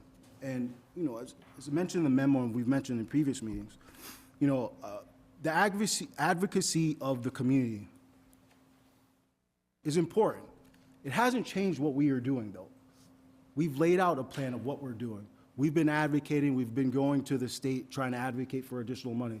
That's been the council, that's been our state reps, that's been my team, that's been me. We're doing that work. The interconnection with Middleborough, we mentioned in November that we were going to pursue that. I included, I got Monday, signed IMA from the town of Middleborough. The plan is to have that interconnection in place in January. It's a 3-month interconnection agreement.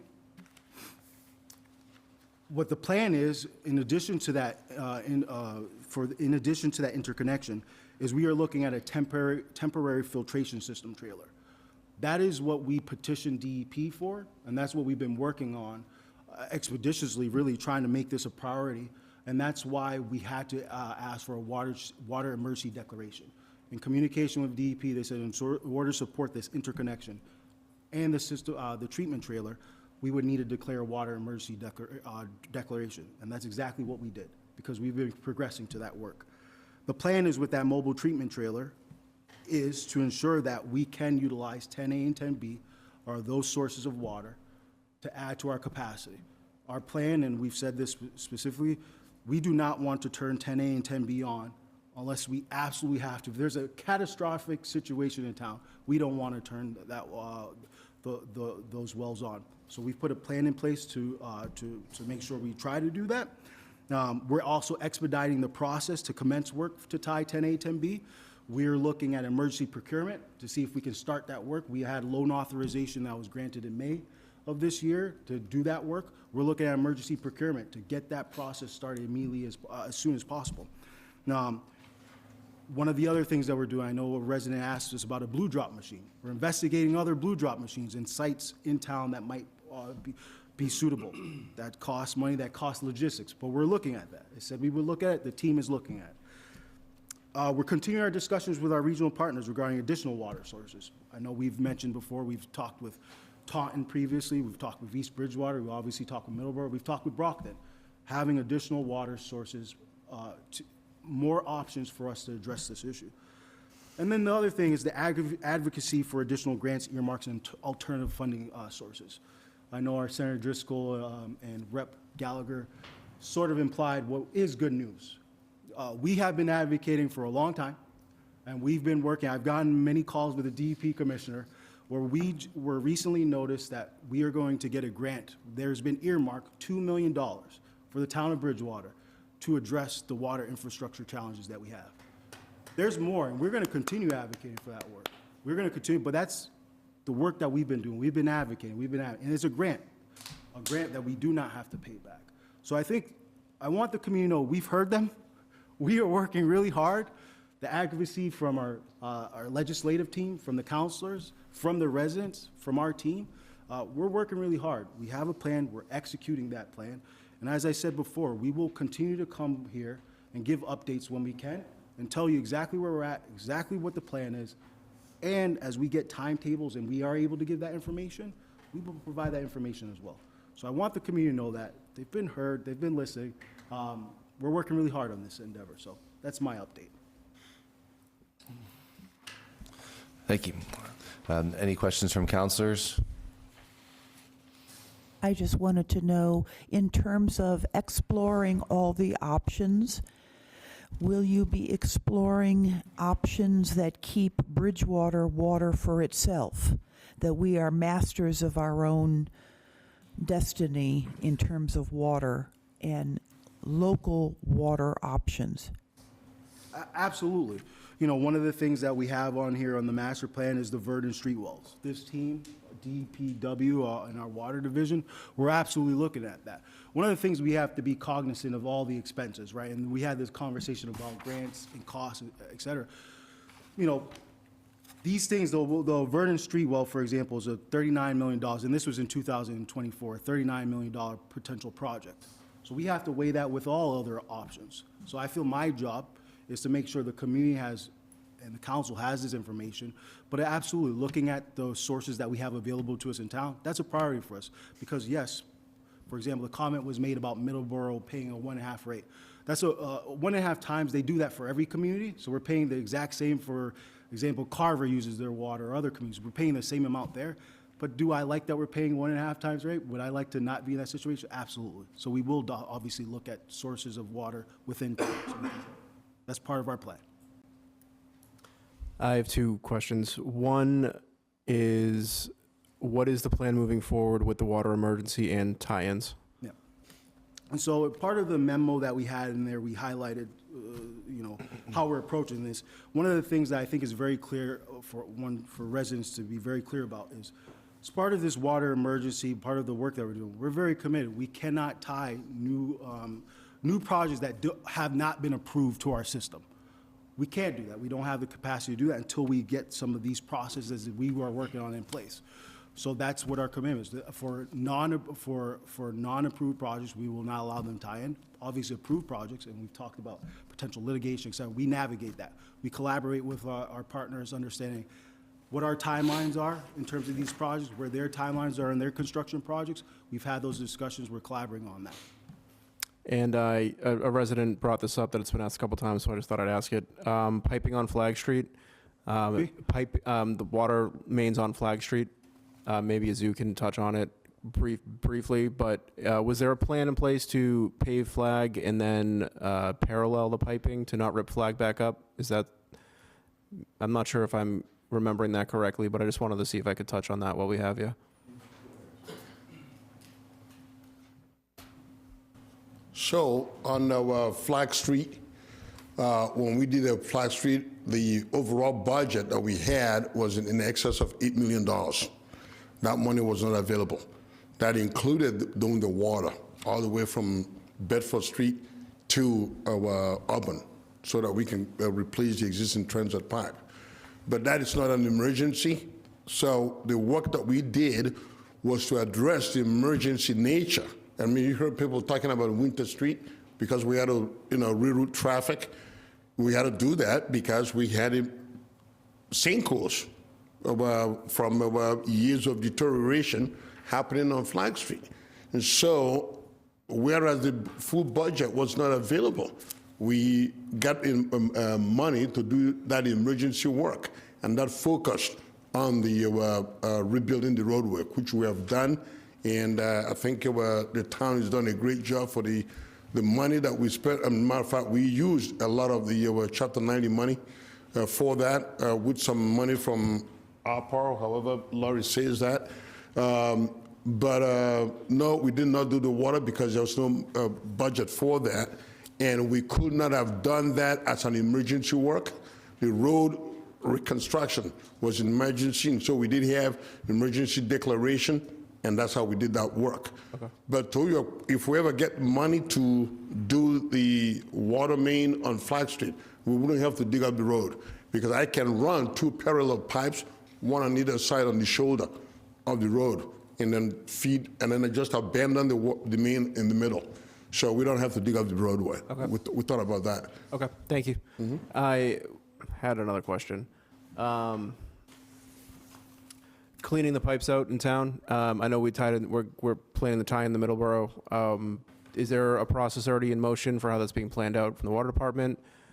Cleaning the tanks, all of that. I just wanted to hear you touch on that. Yeah, absolutely. So a couple of things there. One, for example, there was communication with BSU as they transitioned from students not being on campus, understanding the water usage there. our water division has already had a plan. Obviously, it's not the ideal time to do flushing considering the winter conditions, but we've identified specific areas where we can flush specific hydrants and so forth. That's a large part of the Middleborough interconnection agreement, is so we can get that water to flush the system properly, but also fill our storage tanks as well. So the team has looked at that. They have a plan in place for doing that work. And then if we have any, since they're here, if we have any updated water or sewer maps available, if those could get sent over at some point, that would be great, just to view them. That's all. Thank you. Anything else? Something that I've always had a hard time reconciling with is section 2, table 210. It seems that even without Plymouth Street wells 10A and 10B connected, we still have 2 million gallons a day available of water. But with them offline, the tanks seem to be dropping levels. So can we speak to what we're actually getting out of the ground without those wells connected at the moment?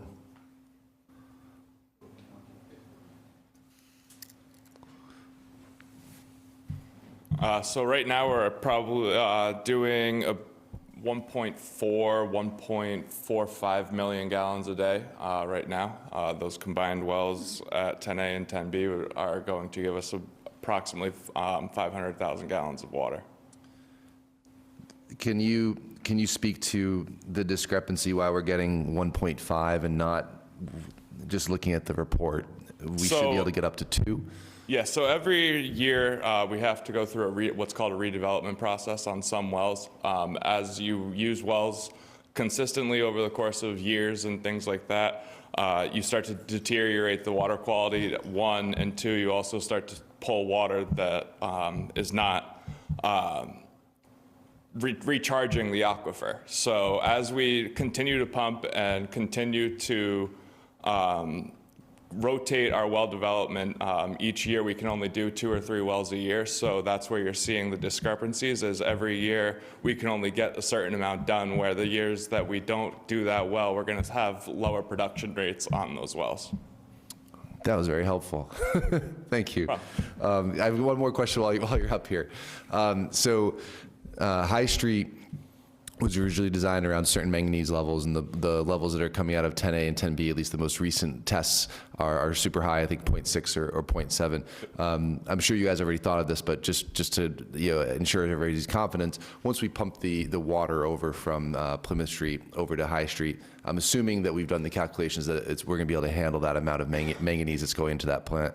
Yeah, so the last time I was up here, I mentioned the pilot studies. Both of those pilot studies are now complete. That's what we were doing with those pilot studies, was determining whether the water quality at 10A and 10B were viable for what we already have at High Street. To let you guys know, the pilot studies have been going well. There is a couple more little certain things that we have to do between now and Friday to ensure all of that, but so far everything is moving forward with the right progress and the treatment systems that are already in place at High Street. Great. Anything else? Cool. That was very helpful. Thank you. All right. Any other questions on the water update? Okay. Seeing none, we'll move on. What's that? Oh, yes. Yes, I always forget. Future requests for town manager. Do you want to start first? Yeah. Can we just get an update on the Summer Street project with BSU, see if that's gone anywhere, any updates on that? And then the supplemental budget that you gave in July listed, I think it was 6 positions that were either frozen or being delayed 6 months for hiring. Could we just get an update maybe sometime in January on where things stand with those, just on the overall supplemental budget in general?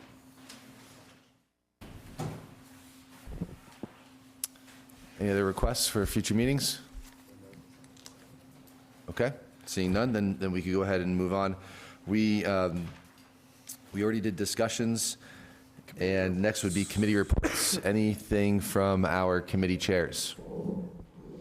It's a quick update from Budget and Finance. We met this evening and discussed preliminary timeline for FY27.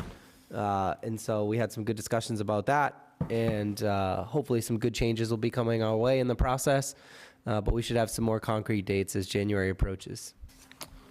It was a good start to that process. Anything further from our chairs? Okay, seeing none. We already have completed legislation for action. We do not have any old business, but we do have some new business here. So we'll start off with Order FY 26-038, Transfer Order CPC Town-Owned Cemetery Assessment. I'll ask our town manager for a little introduction on this one. This is pretty straightforward. CPC is our appropriation of $200,000 to do an assessment on our cemetery restoration and assessment. I think in the packet, you have letters of support from the Historic District Commission as well as BSU, I believe. So we're moving this forward to do some of that work associated with that. Thank you. Do I have, or rather, we're looking to refer this over to Budget and Finance Committee. Do I have a motion? Make the motion. Second. Motion and a second. Any discussion? All those in favor? I have one Go question. ahead. Abstain. I have one question. So after we get the assessment done, it says it's going to cost between $100 to $500 per restoring the stone. I mean, just the priority one is 2,407 headstones. I mean, are we doing this and then we're going to be able to fix these stones? I mean, that seems like a lot. And 2,400 stones is only the priority. It's not all of them. Have we thought about the next step? Do we have that information right now? I believe that communication is had with CPC. I think it's doing an assessment and then evaluating after that assessment occurs. I don't know anything further beyond that to add there. Okay. We can follow up if I didn't answer your question, Mary. Any further discussion? All those in favor? Aye. Any opposed? And one abstention. Thank you. Okay, next up, Order FY 26-039, Acceptance of Donation from McBee Enterprises, DBA McDonald's. We're looking to refer this to Budget and Finance Committee. Do I have a motion? So move. A motion and a second. Any discussion? All those in favor? Aye. Any opposed? Motion carries. Next, Order FY 26-040, Transfer Order Water Capital Fund Transfer, and I'll ask our town manager to introduce this one. I'll have a finance director introduce. Yeah. Hi, thank you. So this is an annual, we look at the annual capital outlay needs. That's not in the major projects, so we are looking to transfer money from retained earnings to service the items, the dehumidification, things that need to be done at the High Street plant and at the Carver's Pond station. Okay. So again, we're also looking to refer this to Budget and Finance Committee. Do I have a motion? So move. Motion and a second. Any discussion? All those in favor? Aye. Any opposed? Motion carries. Next up, Order FY 26-041, Transfer Order Sewer Capital Fund Transfer. I'd imagine this is something similar.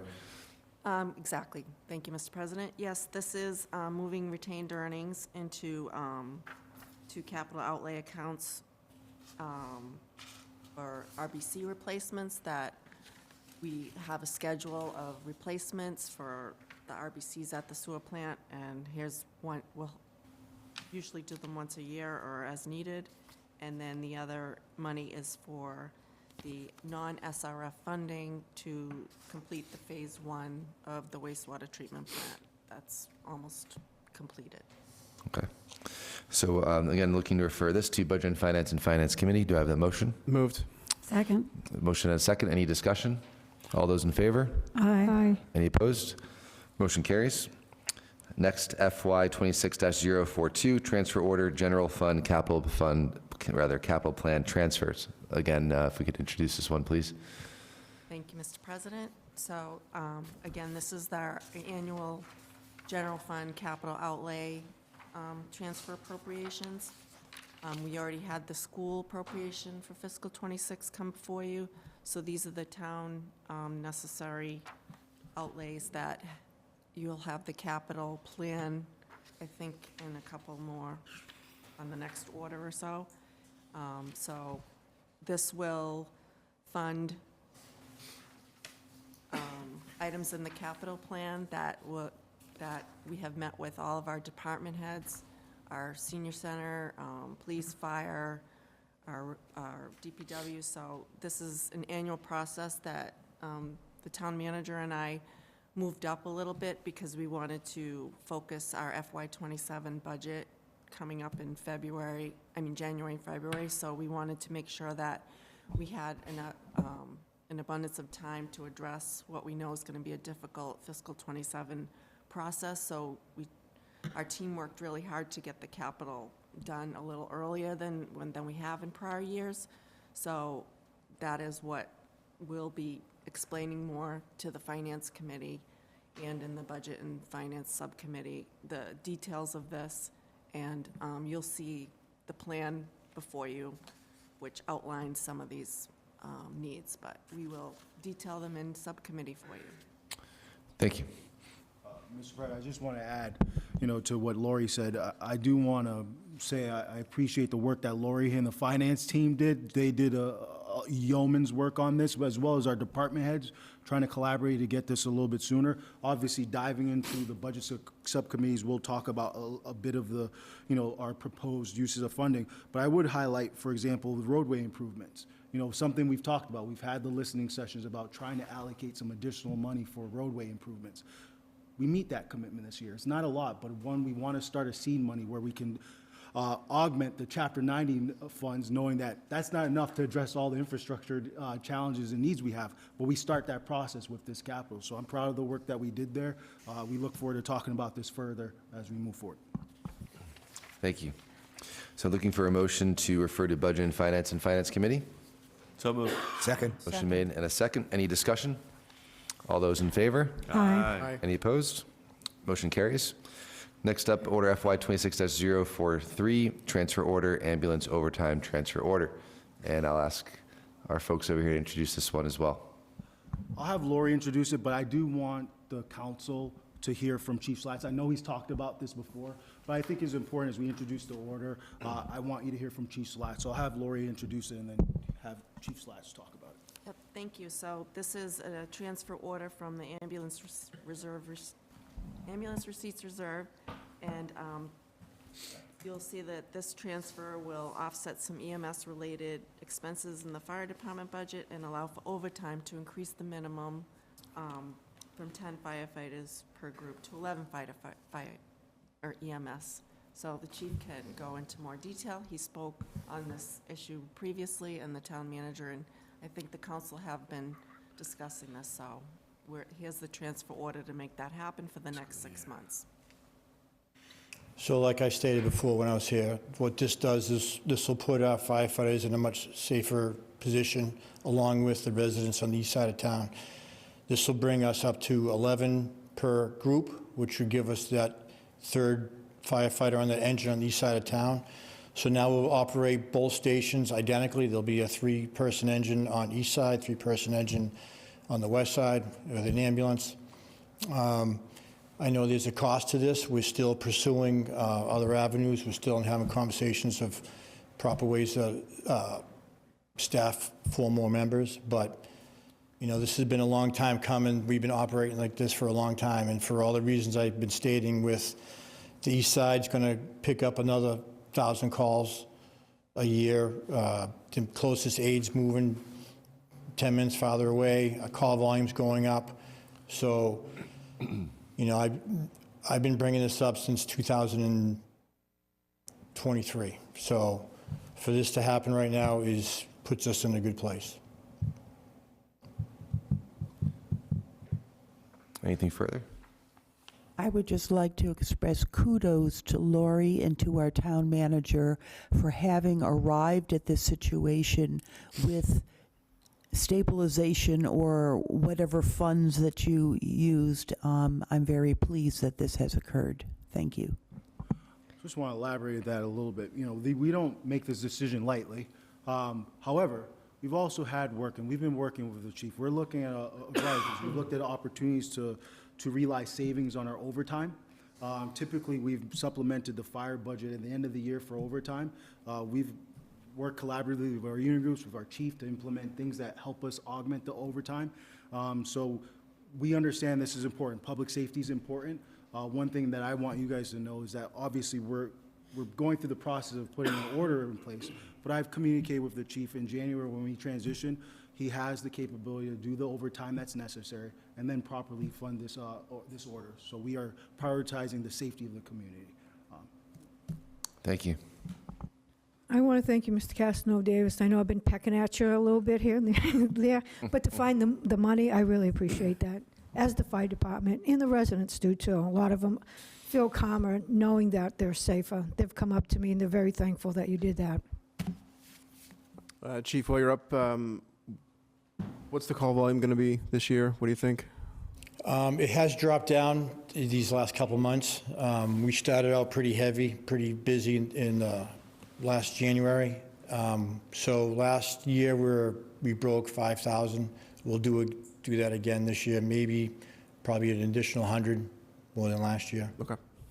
Thank you. Anything further? All right. Well, thank you very much. Thank you, Chief. Okay, so that being said, entertain a motion to refer to Budget and Finance Committee. So moved. Second. A motion and a second. Any discussion? All those in favor? Aye. Any opposed? Motion carries. Next up, Order FY 26-044, Water System Improvements Loan Authorization. And again, our town manager, please. Yes. So we had put this order in place as we were discussing the opportunities, one, the treatment trailer, as well as the interconnection with Middleborough. I think as you see at the bottom of the order, we said we've been actively seeking grant funds or alternative funding sources, as you all are aware, for a long time. So one, we wanted to have an order in place to do the work that we needed to do for the interconnection with Middleborough and the treatment trailer to address the infrastructure challenges that we have, to segue into the $7 million authorization that we've already approved to tie 10A, 10B to High Street Treatment Plant.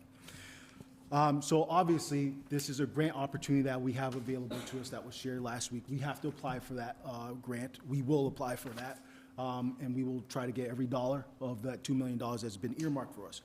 We still are going to pursue this loan authorization, knowing that we'll use that grant, but it also gives us flexibility to address anything else that emerges that maybe wouldn't be covered by that grant or the authorization for the High Street Treatment Plant. Ideally, once again, we want to augment the costs on our users. That's why we've been working, that's why we've been advocating so hard to look for grant opportunities or low-interest loans, a variety of things. So we're still going to pursue this loan authorization, but we are going to apply for that grant, and we would utilize that grant to fund these measures that we are currently going after. Thank you.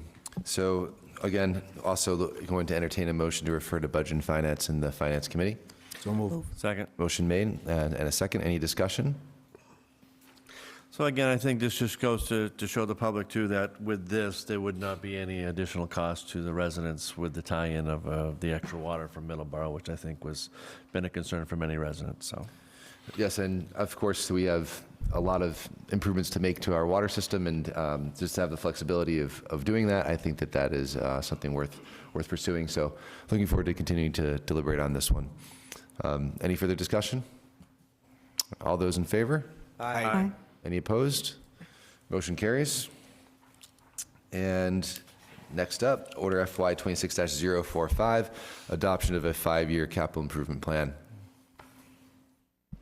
Thank you, Mr. President. So as I alluded, the appropriations came before the plan, not purposely, but, so this order will just have the council adopt the plan that has been included in your packet.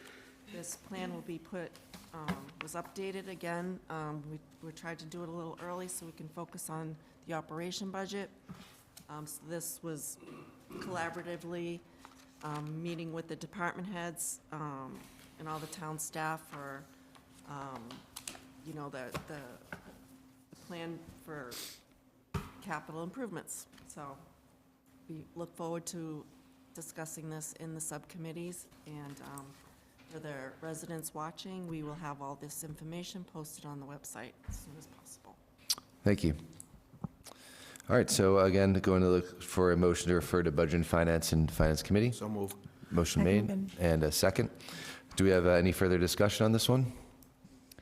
Yeah, I have a question for Mr. Murphy. How many hours are we going to do on this finance and budget before town council? Months, weeks. All right. We got a lot coming our way. Want a heads up. You had all free time today, so we'll take it We at get a few weeks off, with the holiday. Anything further? Okay, all those in favor? Aye. Any opposed? All right, motion carries. That's it for the finance orders. So we'll now move into a resolution, FY 26-006, a resolution of the Bridgewater Town Council in support of the letter to Governor Healy and the Massachusetts Legislature regarding the urgent need for municipal aid, infrastructure investment, and state partnership. I was happy to collaborate with this on this with Mr. Kennedy and Mr. Murphy, and Mr. Murphy did a lot of the work. I'll ask him to introduce this, and Sean, if you want to hop in as well, please do. Yeah, I don't know how much I have left in me right now, but I will try to summarize this as best as possible. I think the idea was, again, we've had a lot of conversations over the past year, for me, 3 years, about our state involvement, our state funding. It spanned many different areas, including infrastructure, schools. We've talked about BSU, the prison. Councilor Kennedy has done a lot of work on pilot money and the impact or the lack of impact that's had on our town. And so the idea was to really just organize all of our thoughts here in one letter and coherently share that with members of legislature who don't know, or the governor, to make them fully aware of all the challenges we're facing here in Bridgewater. So again, it was just a way to kind of summarize all of our thoughts, summarize some of the things that we've experienced, especially for me over the last 3 years, some of you the last year or two. But again, nothing more than just a way to organize sort of the biggest challenges that we're facing. Do you have anything? I don't have much to add to that. I appreciate reaching out to help contribute and being able to put in things that I was already working on and contributing in a good way. So I appreciate Paul for putting the majority of that together, and yourself, Mr. President, for trying to put that together as well and get it coordinated. So thank you guys. And I do think it's good for all of us to send out. I think it's what we need to do. And, working collaboratively is always a good thing. And I think it's a solid letter to send that really encompasses a lot of the issues we have in town. Yeah, I would concur. It was great to work with you guys on this. And I think that we hopefully struck the right balance of all the issues that we face, and looking forward to hopefully will be unanimous support on this, and that we can pass a resolution and send this letter out and all sign it as a full council. So with that being said, I'll entertain a motion to retain at the town council level. So moved. Motion made and a second. Any discussion? I have a couple questions. So are you guys for, do you believe that the Proposition 2.5 is restricted and you want that removed? Because you have it a couple of times, so I don't know if you support it or. I don't support its reception. When I drafted this, the intention wasn't to talk about whether we support or not. I think the intention was it exists and we have to live within those limits. And so living within those limits presents its challenges. That isn't the only challenge that goes into that, but that's certainly part of it. And so I don't know if I directly answered your question, but that wasn't the intention writing this. Okay, because I know that's like the government looks at it as a restraining, but I think it's a safety net for our residents here. Sure. The other thing, it would have been, this is only suggestion, you know how the MMA said that we're only getting 20% of and most states are getting 39 of the local? That would be nice to remind her of that. Yeah. That we could get that, we should be getting 39. Yeah, I think the hard part was collaborating amongst the three of us, knowing that all 9 of us at some point would want some say in what this looks like, especially if you're putting your name on it. And so I know I speak for myself, but I'd be open to any edits or comments that folks have before we make this official between now and the next meeting. So otherwise, I think you guys did a great job. I went through paragraph by paragraph, and that was the only thing I think we could stick it a little bit more, saying that why don't we get 39? Yeah. But if it doesn't go in, that's fine. I think you guys did a great job. I was going to say, I don't disagree with kind of your point. It is mentioned. Unfortunately, some people may view that as a thing to remove to try to fix things. I personally don't agree with that, and hearing from the other councilors as well. So No, that's not something that we are intentionally trying to point at and say this should change. It's mostly to highlight the issues we have in town, as well as, there was a second thing that you had said that I wanted to comment on. Adding that in there was a consideration that I made, and I'm not opposed to it in any way. I think what I was running into is the length of the document itself and how much someone will retain from reading it. So my hope would be that they've read the MMA study because everyone is getting it. But I'm not opposed to, if we think it's appropriate, putting something in there either. It just became a length issue. Yeah, if I'm no. being honest. It's fine as it is. On I my was just end, yeah. wondering if you thought about it. But yeah, it's lengthy, but it's good detailed. Yeah, I would encourage everybody to submit any amendments that they would like to make to our council clerk, and then we could hopefully come organized with any proposed amendments, so we don't have to try to get that done in our next meeting on the record, on the fly. Mark had a... Can I just comment yeah, sure. on Mary's, if that's okay? I just want to be clear, Mary, and only because you said it, and I started the draft of it and worked with the other counselors. The intention here is certainly not to, quote unquote, stick it to anybody. I want to make it very clear. This is not, I do not want to take a political stance one way or the other. The goal here was to outline what the challenges are in Bridgewater and be able to communicate that effectively up the chain. That's the only goal or intention that I had, and I'm only one of 3 people that wrote this as well too, but I do want to make that clear. I think we have a responsibility to make sure that folks are aware of the challenges that we're presented with, and that's really my goal here. And I know I'm maybe letting a few folks down with that, but again, the intention isn't to take a political stance one way or the other or to point a finger. It's to say, look, these are our challenges. This is what we have to live within. We even gave some recommendations on, how to improve it, and the pilot program, I think, is part of that. But I hope that when folks think about writing this letter or signing on to this letter or adding amendments, that's truly how they approach the letter too. And I know, we address this to the legislature, and the representative Gallagher has been here at our meetings and been involved and has advocated for us. And so certainly I don't want it to come off as sticking it to anybody, but just a way to communicate and summarize the challenges that we're facing. I didn't mean to make it political. I meant it to really stick the point. You know what I mean? Oh, yeah. That we're not getting this money. And we can say all the other reasons, but this is a huge amount that we're not getting. So, Fair. I have nothing against Haley if she gives us more money. I don't think any of us would. So I'm glad you went before me, because it's perfect what I want to say. I want to acknowledge our rep and senator in this letter.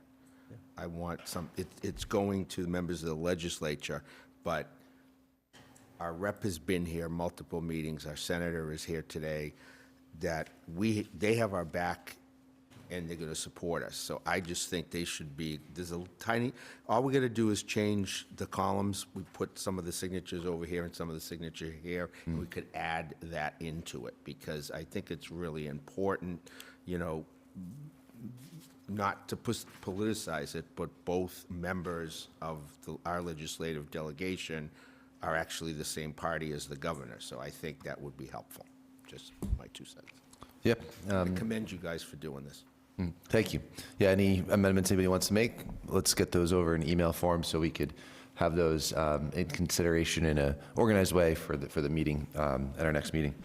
So that is all for discussion then. All those in favor of retaining at council level? Aye. Aye. Any opposed? Motion carries. And lastly, we have zoning ordinance FY 26-009, zoning ordinance amendment, Central Square property maintenance standards.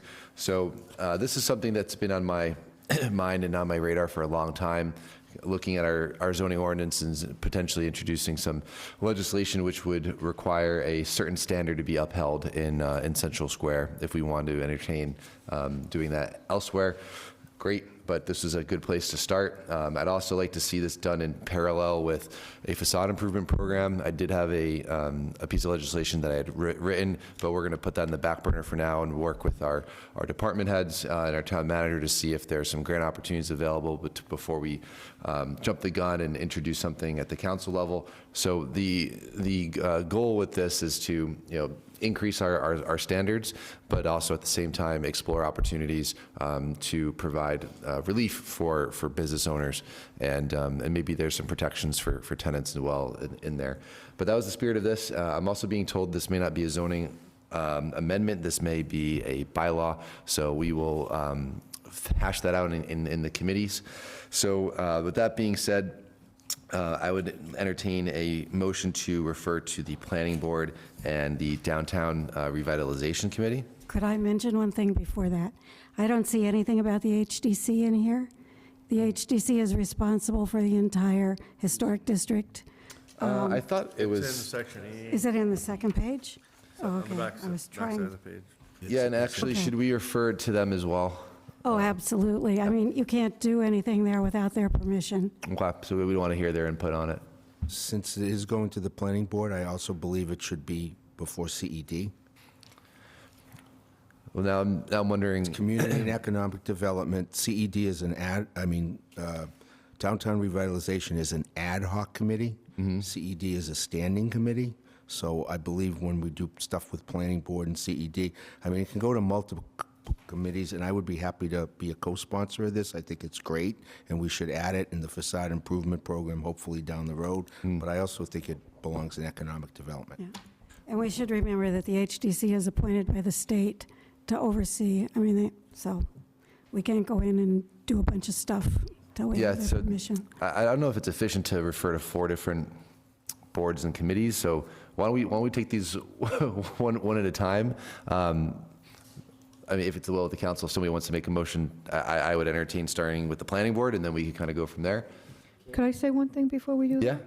So the downtown committee's meeting on Thursday, and we're having the chair of the historical commission and the chair of the historical committee to look at this project. At the historical commission or the historic district commission? Both. We're having Both Bill is going to be there both chair, as well? yeah, Okay. and the tree, and the chairman of the tree committee, and the tree warden, because our ad hoc is to do downtown, and this is what we're working on. So we're starting that Thursday. Okay. Paul, did you have something? I was going to say, can we refer things to the Understand what that means? Mike? No, not typically. Is it like, are we just asking their opinion or their input, or how does that work? I don't know the legality behind it, but probably have to have a conversation after the meeting. I'd have to look into it. This is the first time even seeing the ordinance, so we'll probably have to vet this as well, because You can't do this without the historic district commission. I would probably, to be safe, if you don't know that it's a zoning ordinance as of now, you may want to just refer it to a committee of the council to start, and then if need be, then you can refer it to planning board for a public hearing, and then you would just have your either joint hearings, or you'd have a hearing at the council level thereafter. It's hard to say if this would be a zoning ordinance or not, but I think we need to vet it a The little planning bit. board can't do anything. I understand the intent of it, so we have to just figure out how to work within those confines. I would do downtown for, yeah, okay. I would just make a suggestion that it maybe go to downtown first for just some input. Again, if it's in conjunction with anything that is planned with that committee, we can get some feedback. And then for a hearing situation for planning board and CED, that could, and also vetting out the language of this as well through our town attorney. But I think that public hearing situation after the fact would probably be appropriate. And then, again, it would come back to us after, all those committees take a look at it. Well, you could vet it at whatever committee you all refer it to, bring it back to the council after it's been somewhat vetted, and is a little firmer as to how you're going to proceed, and then from there, you could either refer out for the hearings. Right. Or you could keep it at the council level if it's not gonna be a zoning amendment. So I think, it gives you some options. Can't do anything. Okay. I was gonna suggest we send it to rules and procedure to parse that process out. Maybe it's better served in there for the counselor to look at it and decide the best path to move forward. I don't know. I'm sorry to sound so kind of pushy about it, but the HDC has pure legal authority over all of that. So I wouldn't start to do anything until I've talked to them. I mean, things have happened in the past that I'm aware of. People go ahead and try to do stuff down on the common or in the buildings around the common, any place that is by state statute given to the HDC. And they get pretty offended if somebody comes in and starts doing stuff, you know, redoing the facade of a building or taking out trees or putting in something that was their authority to have a say over, and they haven't even been brought into the conversation. So I just think it would be smart politics to bring them in first, to call Bill Smith to talk about them, talk with him about it, going to their committee meeting and saying what, or presenting this to them and saying this is what you're looking at doing, and then having them be incorporated in whatever gets done as you go along. Otherwise, I think you might get a lot of stuff done, and they might be very offended, and they might say, nope, you can't do any of that, and then you're stuck.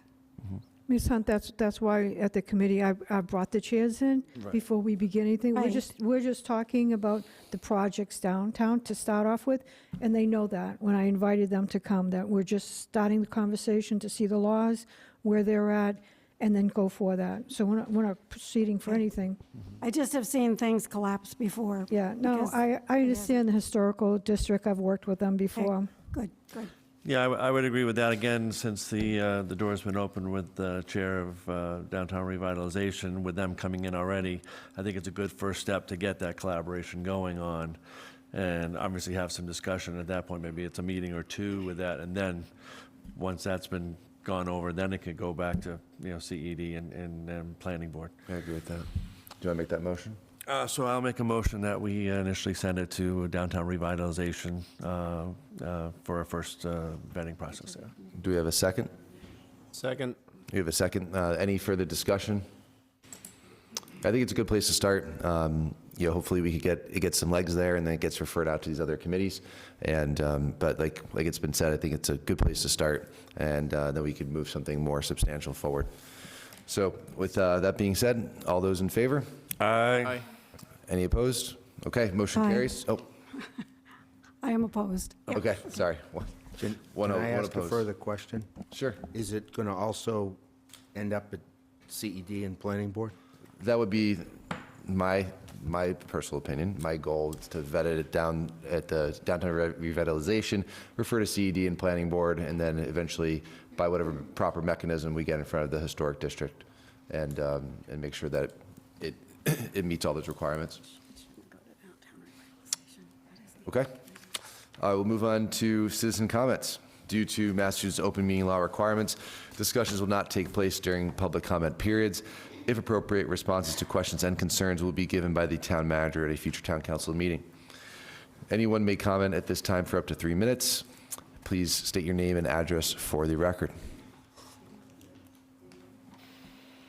Please just say you just want to go home. Carlton Hunt, 80 Housing Street. 2 points. Please talk to the CPC committee about anything we put before you. The reason we're asking for an assessment is CPC has no way to recommend any restoration or rehabilitation of historic cemeteries in town without an assessment. I'm hoping the $200,000 is way less when we bid it out. That's 1 point. The second one is for information at the next town council meeting from the town manager.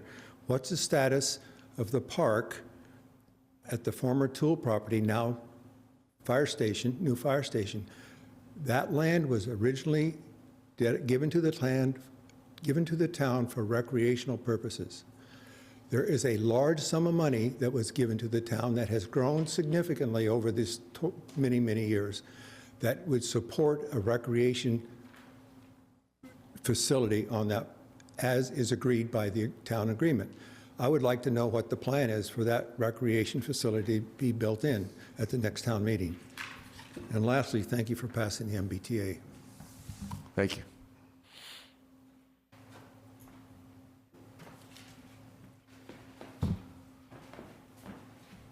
Janet Hanson, Pleasant Street. I do feel like Ms. Hunt that that information on the zoning ordinance 009 does need to involve the Historic Commission. So I just, hopefully that will go in there, but I am pleased to see that, but I still, hopefully it will be written in there somewhere to help protect the tenants, that the landlords, there's certain landlords that may take advantage of that and jack up their price, which would mean their buildings are going to be empty because no one's going to be able to afford the rent. So you can make them look all nice that you want, but there's not going to be anybody that's going to be able to go in it. And I just want to mention, as far as the letter, it's a great letter. I just hope once you send it, there's follow-up on it. You know, don't just send it and then hopefully, you know, don't hear from somebody follow up on it. Say, hey, did you get our letter? So I just hope there's continued following of that. And the only other thing I mentioned about aquifers, sorry. Aquifers are like a sponge. It has the groundwater in it, and it does help with water and irrigation, but it can be, it's not free water. You do have to manage it properly. It can be contaminated by not being used the right way. I was going to read you something, of course, then my little phone decided to go to my password. Aquifers are vital water resources providing drinking water and irrigation, but they are vulnerable to contamination from the surface and overpumping, highlighting the need for sustainable management. You have to take care of it. And not every place, like down the NIP, there's an aquifer, but it's an ACEC. There's restrictions on that one.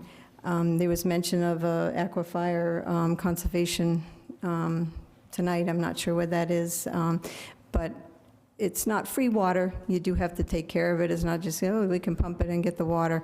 So I just want to remind that you have to take care of these aquifers. They're not without damage. You know, you have to take very good care of them, but you have to be selective of where you're doing it. And the NIP is not one of the areas you can use. But I know that wasn't discussed tonight, but I just wanted to point that out to people that aren't aware of it, that they have to be maintained properly. And I think that was it for now, and I appreciate everybody. Thank you, and have a happy holiday. Thank you. Happy holidays.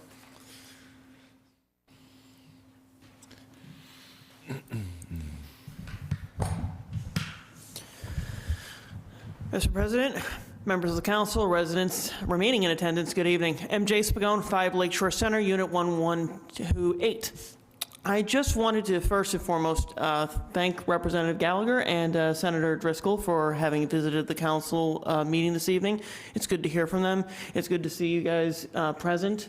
Try to make a habit of keep doing it. We do appreciate it.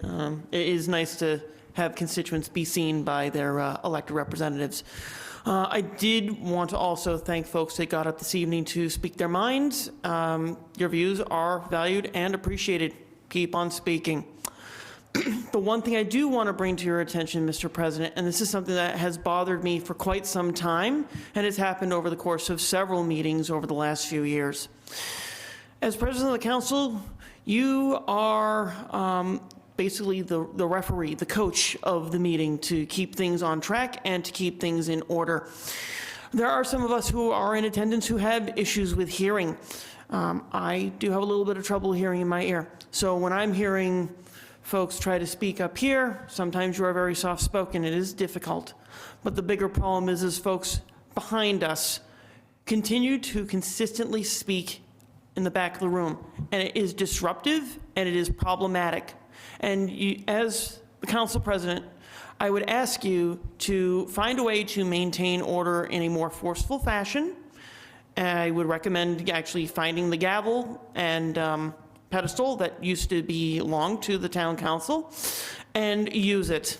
Because right now, when you say, if you could be quiet, folks aren't paying attention in the back, or they're continuing their conversations almost defiantly. It is obnoxious, it is disrespectful, and is disingenuous to you, to the council, to the residents who show up to these meetings frequently, and to those of us who actually may have trouble hearing. Please bring order to it, and bring order to it soon. The other thing I will suggest is that I know that during the public hearing this evening, there was some difficulty with viewing the imagery on the screens. I recall when this council chamber was opened up, when the building actually went back into operation 10 years ago almost now, I actually helped purchase a laser pointer that I think probably is still somewhere in the town manager's office. Just find some batteries. I believe it runs on AA, and it has a little widget that goes into the laptops. You can use that. I think going forward, it'd be a great visual aid and visual tool, because laser pointers are still very helpful for these screens, especially this one, which has more of a faded view from that projector, and that one as well. So if you had to point out in the back, it's much more helpful. So with that, Mr. President, I will I'll yield back to anybody that may have anything else to say, but other than that, good period of time for holidays. So celebrate Christmas. Merry Christmas to those celebrating Hanukkah. Lashana Tova, and Happy Kwanzaa as well. So thank you. Thank you. Anyone else like to come and speak? Okay, seeing none, we'll now move on to council comments. I was told to go in the other direction, so we'll start with Councilor Kennedy tonight. All right, thank you. Thank you for the citizens that are still in attendance and for everybody that spoke tonight. If you watch this, it is appreciated showing up and expressing your concerns. I did appreciate the discussion periods we had tonight. So, and I'm also looking forward to a larger scale discussion in the future next month. So I do hope citizens send emails with questions that they would like us to discuss.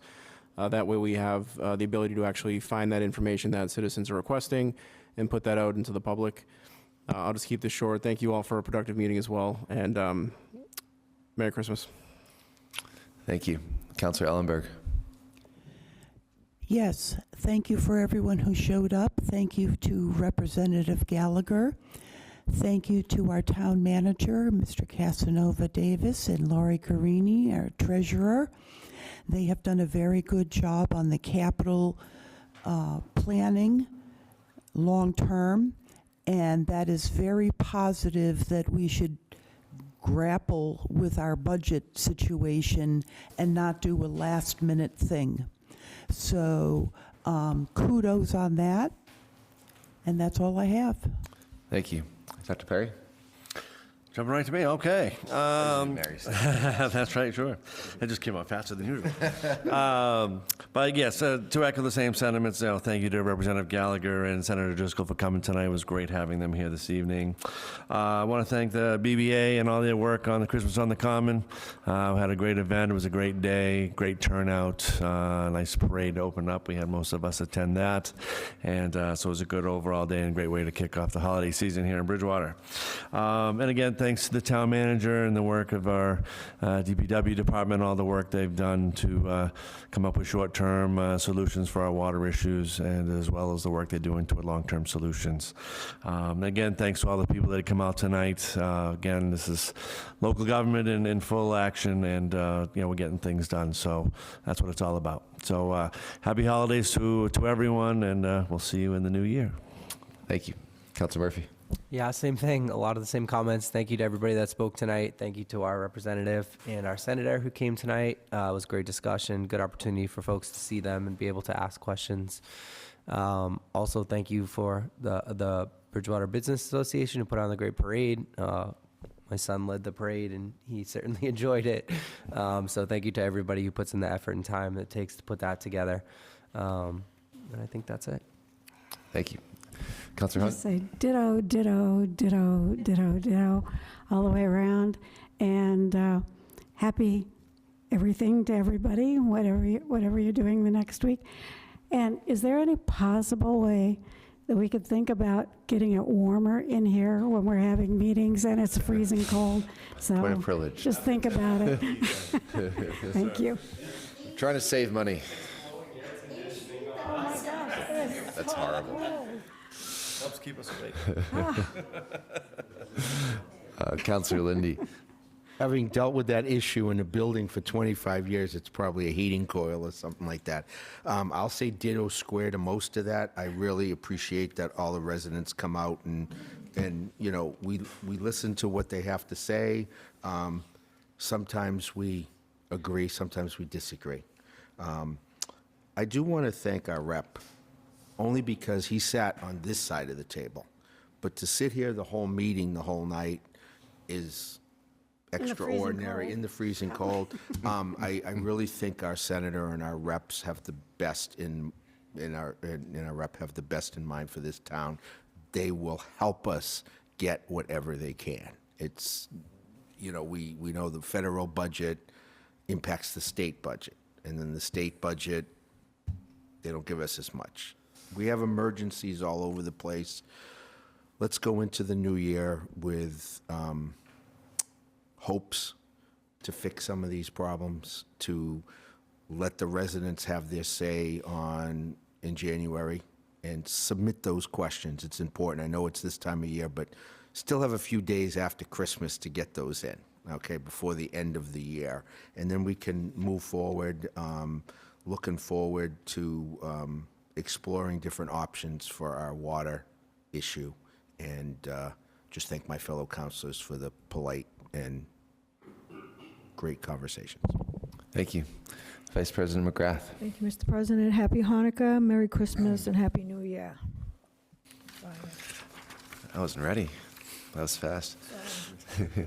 Yeah, a lot of the same sentiments. The Christmas on the Common was great. The parade was great. The Veterans Dinner was also fantastic.